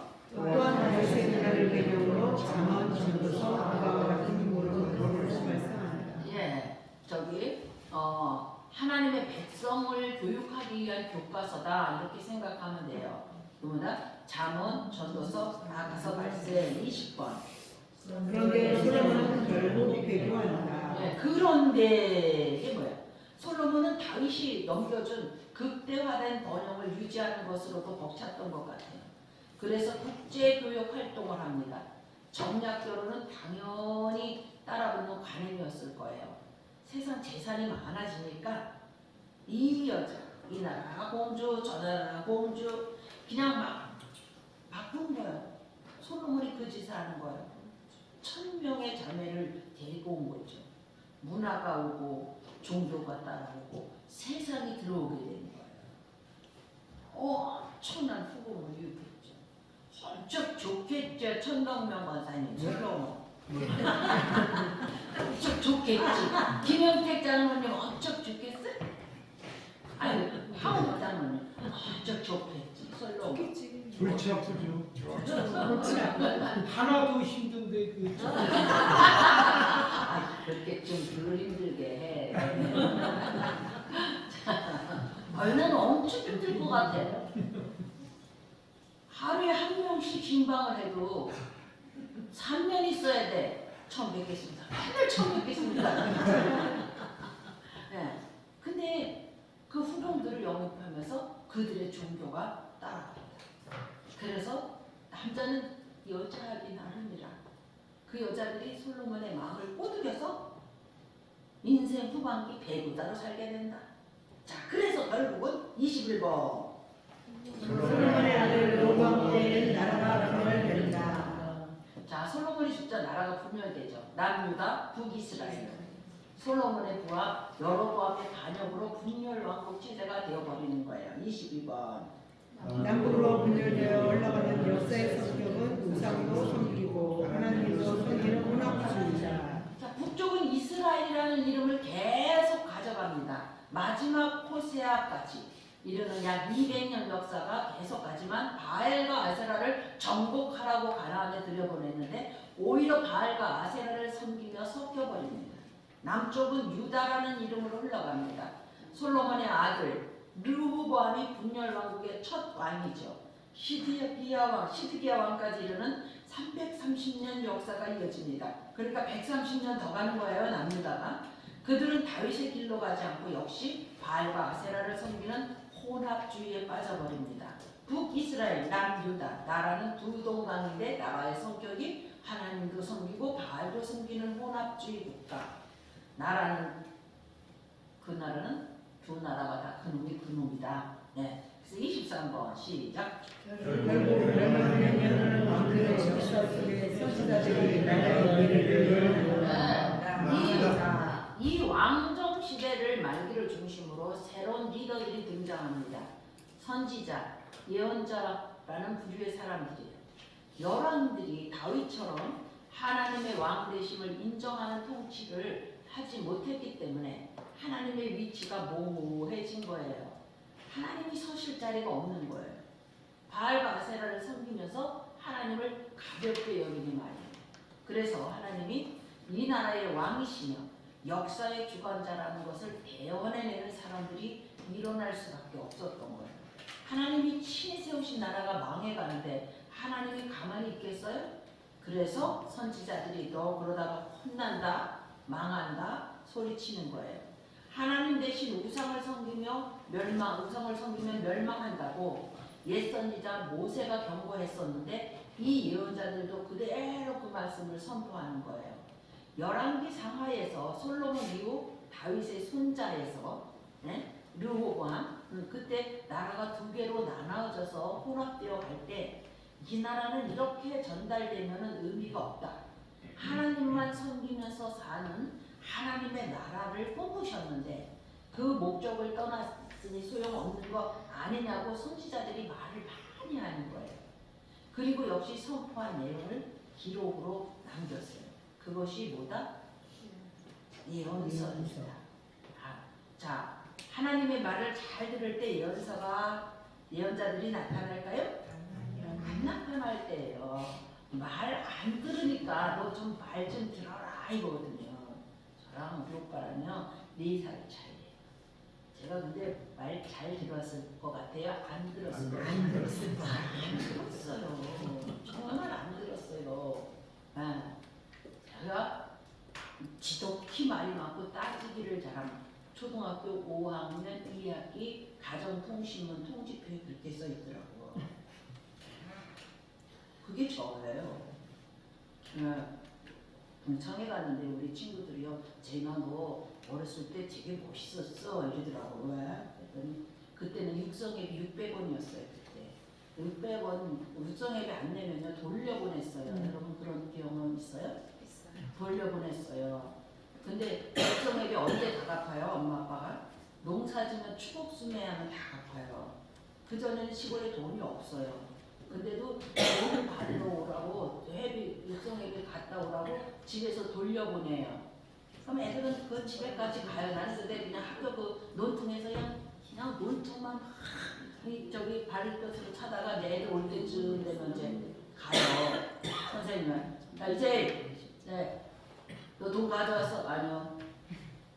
왜 안 가져왔어? 내가 이랬대요. 우리 친구들이 얘기해. 너 그때 되게 멋있었어. 선생님, 지금 돌려가서 줄 돈이면은 아침에 엄마가 안 줄 리가 없잖아요. 돈이 없으니까 못 줬죠. 맞아요, 안 맞아요? 맞아요. 그래서 그래갖고 제가 옛날에는 선생님들이 무식했어요. 출석부로 머리 때렸어요. 근데도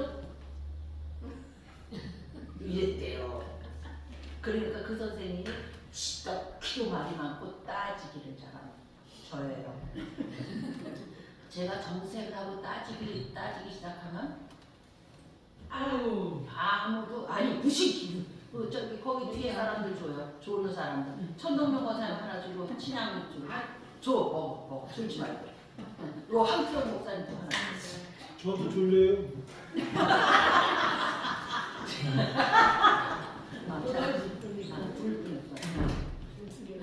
그 5학년 때 제가 그랬대요. 그 우리 오빠랑도 말을 잘 안 듣죠. 뭐 하라고 엄마가 아빠가 뭐 하라고 시키잖아요. 홍밥 내가 뭐 하라. 아니지 내가 뭐 홍밥에 내가 이러고 있으면 그려지죠?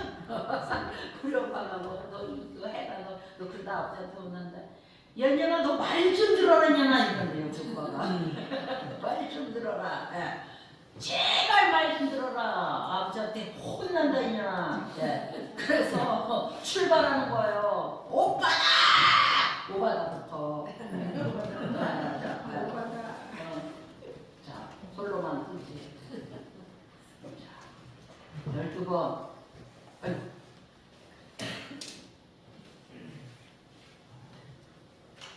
어디 갔어? 자, 누구부터? 오바다. 오바다.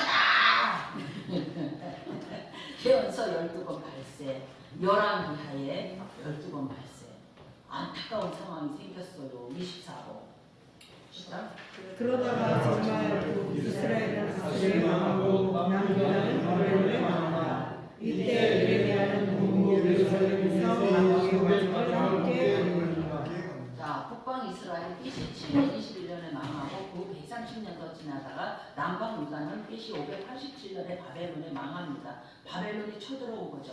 근데 남쪽 유다는 한꺼번에 확 망하게 하니까 좀 삐삐거리면서 망해요. BC 609년 제1차 갈그미스 전투. BC 605년 제2차 갈그미스 전투. 그 다음에 597년 느부갓네살 예루살렘 침공. 587년 느부갓네살 예루살렘 3차 침공해갖고 이제 지나면서 단계적으로 쇠퇴합니다. 이러는 어간에 포로들이 바벨론으로 끌려갔어요. 백성들이 두 군데서 살게 된 셈이죠. 아직 본국에 남아있는 백성도 있고 포로로 잡혀간 사람도 있고 그러니까 유대가 아니게 하면 여러분들이 생각해야 될 것이 무대가 두 개다 이렇게 생각해야 돼요. 본국 백성들을 위해서는 예레미야가 열심히 선지자로 활동해요. BC 587년 망할 때까지 예레미야는 하나님의 메시지를 막 토하죠. 하나님이 그냥 계시겠냐고. 지금 나라가 망해가는데 역시 하나님은 이 나라 왕이었어요. 나라의 미래가 어떻게 될지 이제 미리미리 예측하는 거예요. 이제 바벨론에 의해 너희 망할 거야. 본국에서 바벨론으로 백성들이 뽑혀서 옮겨질 거야. 그러나 이것은 잠깐 벌 받는 거야. 70년 만에 다시 돌아온다. 봐라 앞으로 어떻게 될 건지 다 예언하지 않느냐. 세상의 흥망성쇠를 다 쥐고 있는 나 여호와 나야말로 열국의 하나님이다. 나는 세상의 왕이다. 내 백성들아 나를 신뢰하라. 이것이 바로 예언서의 내용이었다는 거죠. 25번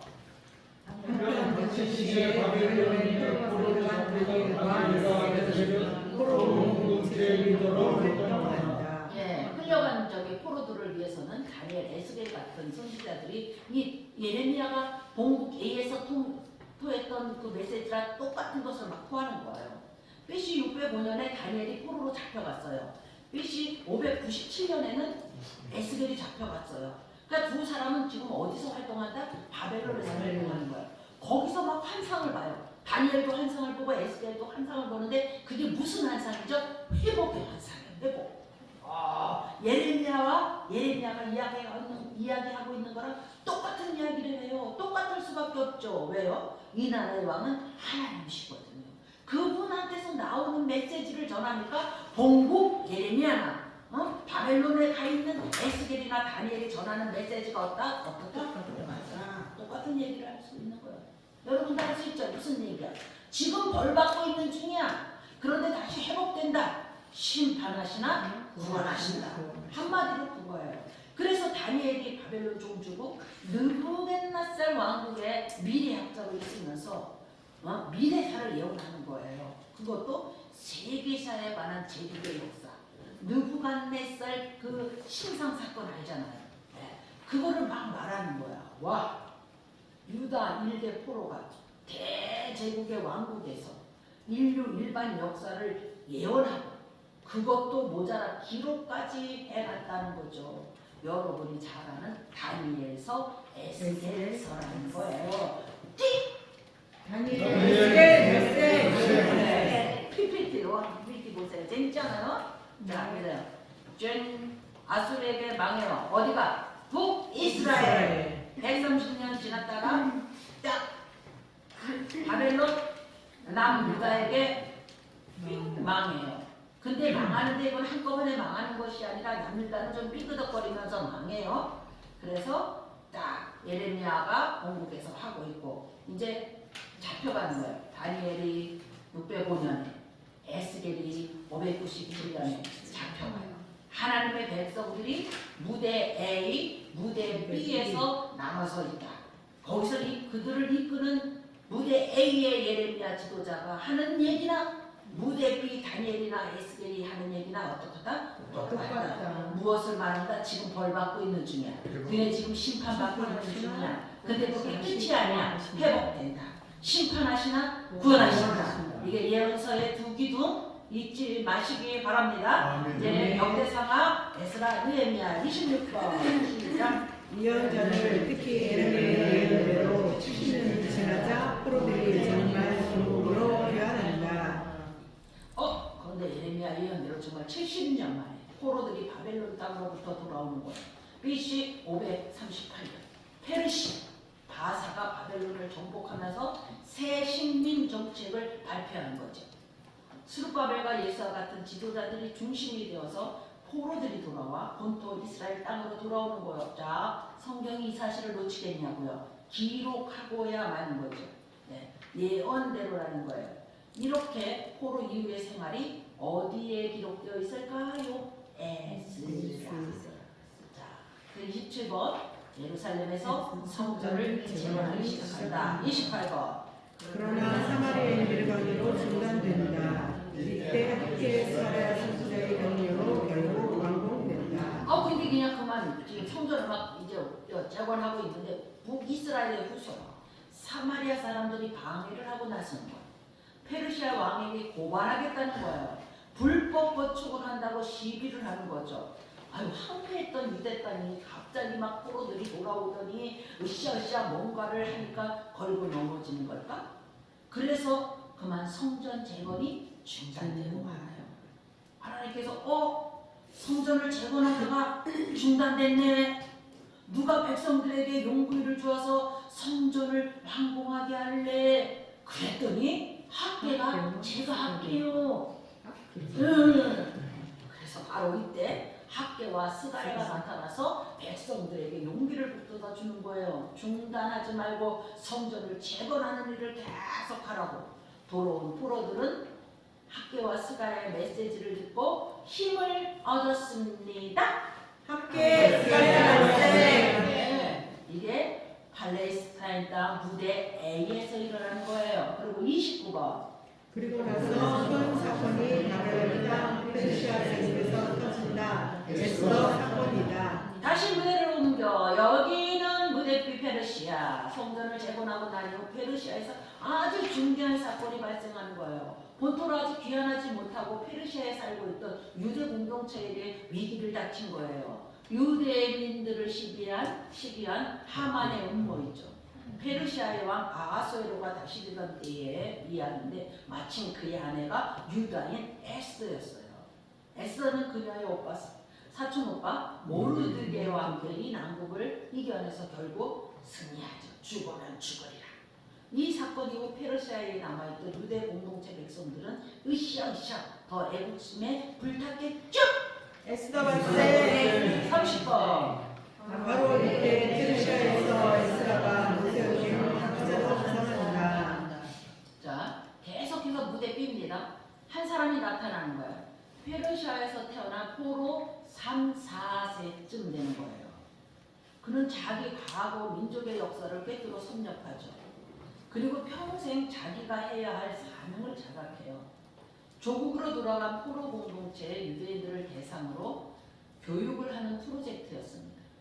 성전을 재건해 놓긴 했는데 그들이 하나님 공부를 제대로 못했다고 생각하는 거예요. 교육만 잘 시킨다면 포로 귀한 유대 백성들이 재건된 성전을 중심으로 예배도 잘 드릴 수 있을 거라고 생각하니까 힘이 난 거예요. 자, 결국 성전을 재건한 것은 예배가 잘 드려지기 위해서 예배를 잘 드리고 싶어서 그런 거 아닙니까? 건물 자체가 문제가 아니잖아요. 영적인 문화가 계속 아름답게 피워내기를 소원한 거예요. 그래서 에스라가 부연히 일어나죠. 그리고 외치죠. 조국으로 돌아갈 사람 나를 따르라. 나한테 붙으라고. 아마 에스더 사건으로 애국심이 고조되어서 똘똘 뭉치게 된 루드 때문에 효과 100배였을 거예요. 포로로 잡혀간다. 바벨론.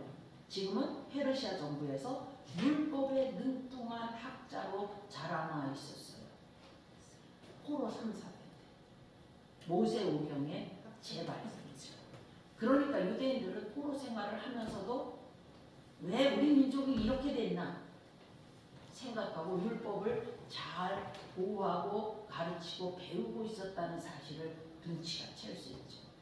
그래서 그 유대인들이 그 포로 생활하면서 무엇을 맡으려나 회당 같은 성격의 모임을 통해 여호와의 문화가 계속 보존된 거예요.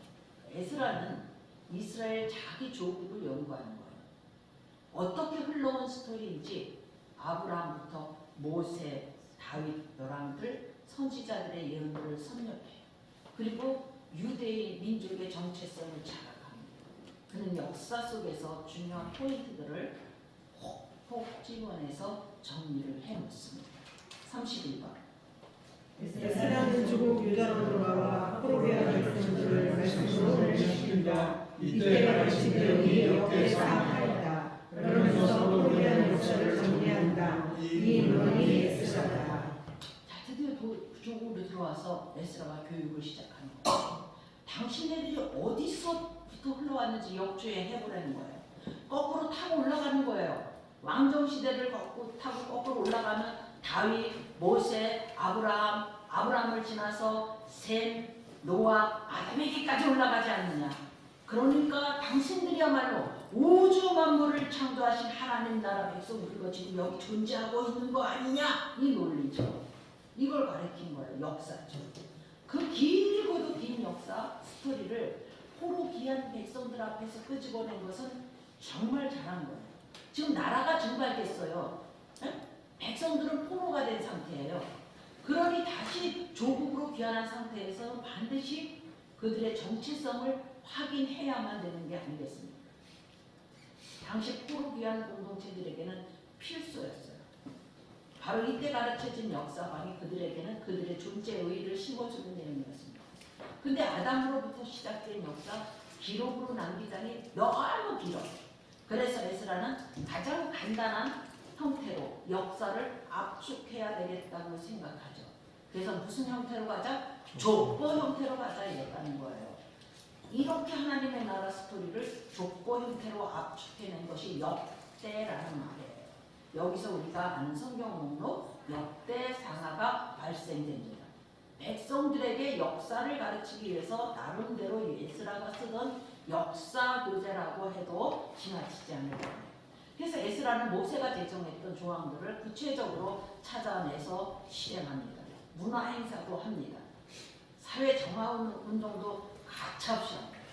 외국인과 결혼한 사람들 다 그 외국인 자녀 와이프 다 쫓아냅니다. 왕정시대 이후 포로시대를 역사 기록으로 남깁니다. 이것이 얼마나 중요한지 잊지 않습니다. 내무부, 문화부 작업이었습니다.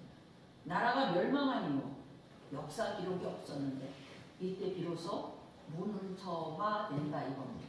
이것이 바로 에스라서입니다.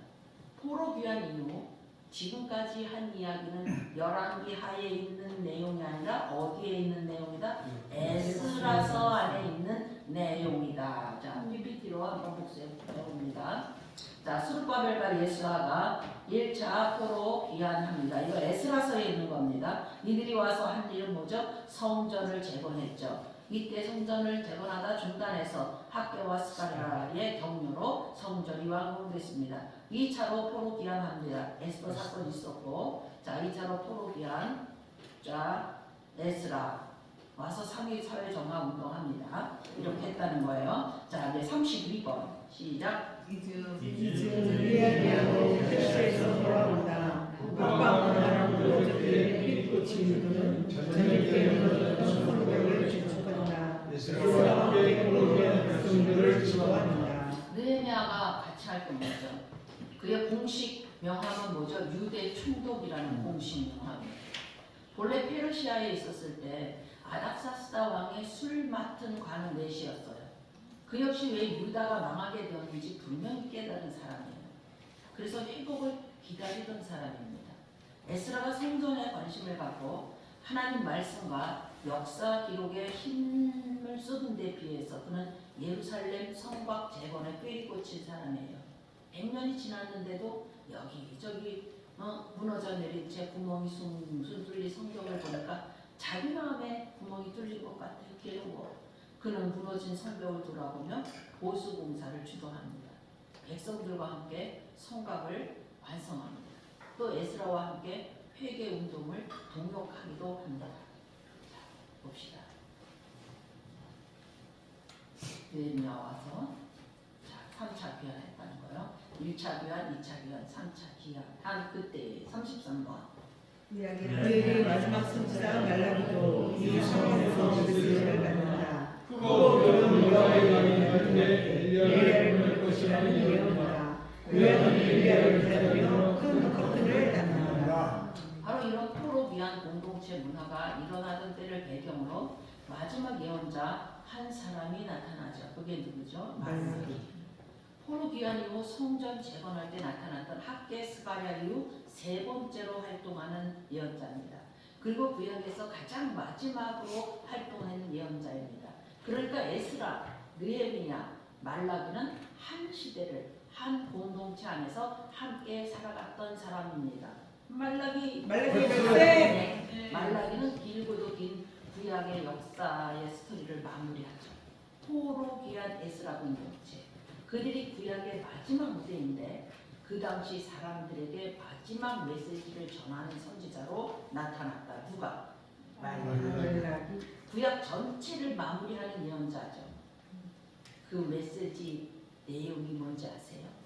돌아온 지 얼마나 됐다고 또 타락해가지고 제사와 제물이 엉망인 거예요. 하나님께 제대로 온전한 11조를 드리지 않는 거예요. 레위인들이 그걸 제대로 가르치지 못하는 거예요. 그래서 그러지 말라 니가 이런 거 또 레위인들이 문제구먼. 사사시대도 그랬고 왕정 말대도 그렇고 그냥 거짓 선지자가 나타나서 하나님 말씀이 제대로 전해지지 않더니 또 그러는구먼. 성전이 재건되었기만 여전히 온전한 11조 온전한 제물이 버텨지지 않는구먼. 제사를 드리기는 하는데 예배를 드리기는 하는데 어디 그래갖고 하나님이 받으시겠나? 이런 거를 갖고도 야단도 못 치는 지도자들이 문제야. 바르게 가르치지 못하는 지도자들이 문제야. 내 나라 내 백성을 위해서 여호와의 사자가 나타나야 되겠네. 크고 두려운 여호와의 날이 이를 것이다.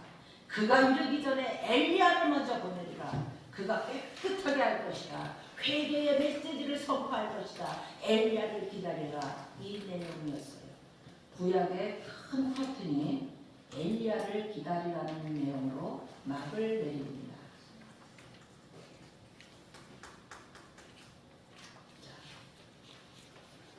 그래서 신약에서 엘리야가 왔나요? 안 왔나요? 네, 엘리야의 성정을 가진 세례 요한이 나타났어요. 그래서 세례 요한이 나타나서 한 일이 뭐였나요? 회개하라. 칭찬하지 않았어요. 지금은 어쩌면 엘리야 같은 성정을 가진 그런 선지자적 영성이 있는 지도자들이 필요하지 않은가, 저는 그렇게 생각합니다. 진짜 불쌍한 거, 교회를 다니다가 지옥에 가는 거, 교회가 헌금을 했는데 상급으로 안 쌓이는 거, 정말 우리 운천교회 하나님이 받으실 만한, 하나님이 기쁘게 받으실 만한 그런 예배 생활, 그런 헌금 생활 했으면 좋겠다는 게 저희 간절한 소망이에요. 엘리야의 성정을 가지고. 자, 이제 워크북 마무리합니다. 31쪽 보면 구약을 흐르는 진짜 이야기, 이렇게 구약을 깨뜨리면서 흘러온 이야기를 도표로 만든 것이 성경의 일권이네. 부로 1번 창출민수사사만 대라는이다. 자, 보세요. 창출. 자, 이렇게 쬐끄만 거 있는 거는 뭔지 아시죠? 발생. 네. 종성으로 있는 거 발생이죠. 네. 자, 창세기부터 열왕기 상하까지를 다 포함된 성경 목록이 있습니다. 어느 건지 아시죠? 역대상하. 역대상하는 열왕기 상하, 열왕기 하 플러스 창세기부터 열왕기하 플러스 어디까지? 고레스 칙령까지 역대상하. 그래서 창출민수사사나 대라는, 그래서 그냥 우리 할 때 창출민수사사나 대라는 하면은 안 됩니다. 대. 그럼 대. 디귿 시작할 때 어디다 생각해야 돼? 창세기 1장 대. 어디까지 가자? 고레스 칙령까지. 잊어버리면 안 됩니다. 자, 이번에는 식구들 다 데려가야지. 딸 식구 많으면 옛날엔 방도 안 줬어요. 지금은 괜찮아요. 그죠? 자, 이렇게 했다는 거죠. 그래서 구약 12 제목, 우리 오늘 구약 이야기로 확 꿰뚫어라. 지금 공부했어요. 다음 주 기대하시라. 아담 PhD 논문으로 완료가 요새. 자, 그렇지만 진짜 세계가 속에 내가 이사를 쓰였다. 국민을 만들었으니 법도 제정하고 영도도 제정하라. 모든 내가 나를 만들었네. 우리가 지금 레슨 5까지 성경을 365 성경을 읽고 있다, 이렇게 생각하면 되겠죠? 네. 자, 그런데 세상에 아파 모든 겁니다. 다윗의 길로 가고 여러 번 아버지 길로 가는 왕들아. 왜요? 내가 열어봤는데 너희는 결국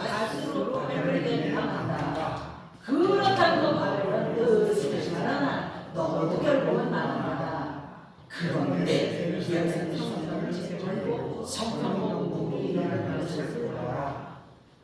자, 세상 나라 다 망해도 하나님 나라는 망하지 않습니다. 아멘. 성경 공부 붐이 일어나는 것을 보라. 앞으로 하나님 나라가 가까이로 되는 예감이 되지 않는다. 자, 창출민수 사사막 대랄로 이거를 자세하게 읽기표로 만든 것이 구약 읽기 내비게이션이에요. 자, 지금 우리가 성경인데 365 성경에도 지금 창세기, 출애굽기, 레위기, 민수기, 신명기 난 똑같아.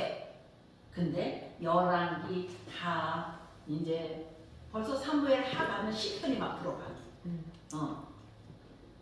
지금 있는 성경 그냥 우리가 지금 이렇게 우리가 가지고 있는 성경으로는 지금 읽어도 돼. 근데 막 들어가. 그럴 때는 뭘로 읽어야 되냐? 이 성경으로 읽을 수가 없어. 뭘로 읽냐? 우리 가지고 있는 교재 그걸로 읽어야 돼. 또 그거를 또 만들어 놓은 성경이 있어. 성경 읽어주는 순서대로 만들어 놓은 성경이 있는데 그거 뭐 또 살 필요는 없고 우리 교재로 읽으면 돼. 자, 다음 시간에는 하나님이 어떻게 우주 만물을 창조하셨는지, 학교에서 온 우주 만물이 어떻게 시작되었다고 가르치는지, 빅뱅, 진화론, 생명 발생 이론 이런 것을 공부하면서 자연과학자 하나님, 그리고 창조의 클라이맥스, 사람의 존재의 하나님의 형상과 모양 이런 것을 공부하면서 인문사회과학자 하나님을 공부할 거예요. 오늘 깨달은 것 여러분 올려주시면 감사하고요. 제가 숙제는 또 내줄게요. 이과는 여러분 노트 필기 안 되신 분들은 필기 된 사람들 거를 빌리고 가서 노트 필기를 꼭 하시고 여러분들은 또 이제 다 했으니까 우리 숙제 안 해도 된다. 해피데이가 아니라 제가 또 숙제를 내드리겠습니다. 자, 기도합니다. 하나님 감사합니다. 성경이 읽어주네. 아버지 인천교회에서 시작되었습니다. 벌써 두 번째입니다. 첫 번째보다는 우리 성도들의 표정이 더 아버지를 잘 받아들이는 것 같아서 감사합니다. 이 스토리를 앞으로 잘 이해할 수 있도록 지혜를 주시옵소서. 그리고 지금 365 성경 읽기 이 스토리를 따라 성경을 읽을 수 있는데 끝까지 빠지지 말고 잘 읽어서 정말로 내가 말씀을 전할 수 있는 또 말씀대로 살 수 있는 그러한 아버지 아자들이 되게 하여 주시옵소서. 하나님이 왜 아담을 만드셨는지 또 아담의 후손들이 계속 죄를 지어서 다시 그 문명이 발달된 메소포타미아 문명에 쩔어서 살던 아브라함을 다시 불러내어서 하나님이 약속하신 땅으로 이끌었는지 아브라함 한 사람 때문이 아니라는 것을 알게 하여 주시옵소서. 주님, 아브라함이 잘 하나님을 믿고 사는 것을 보고 하나님을 아는 사람들이 더 많아지기를 기대하는 그 하나님의 소원이 우리에게도 있게 하여 주셔서 주님, 우리의 삶 자체가 하나님을 증거하는 그 하나님의 그 아름다운 그 모습을 나타낼 수 있는 그런 삶을 살게 하시옵소서. 오늘도 이렇게 말씀을 전하고 듣게 하신 하나님 감사하며 예수님의 이름으로 기도하였습니다. 아멘. 감사합니다.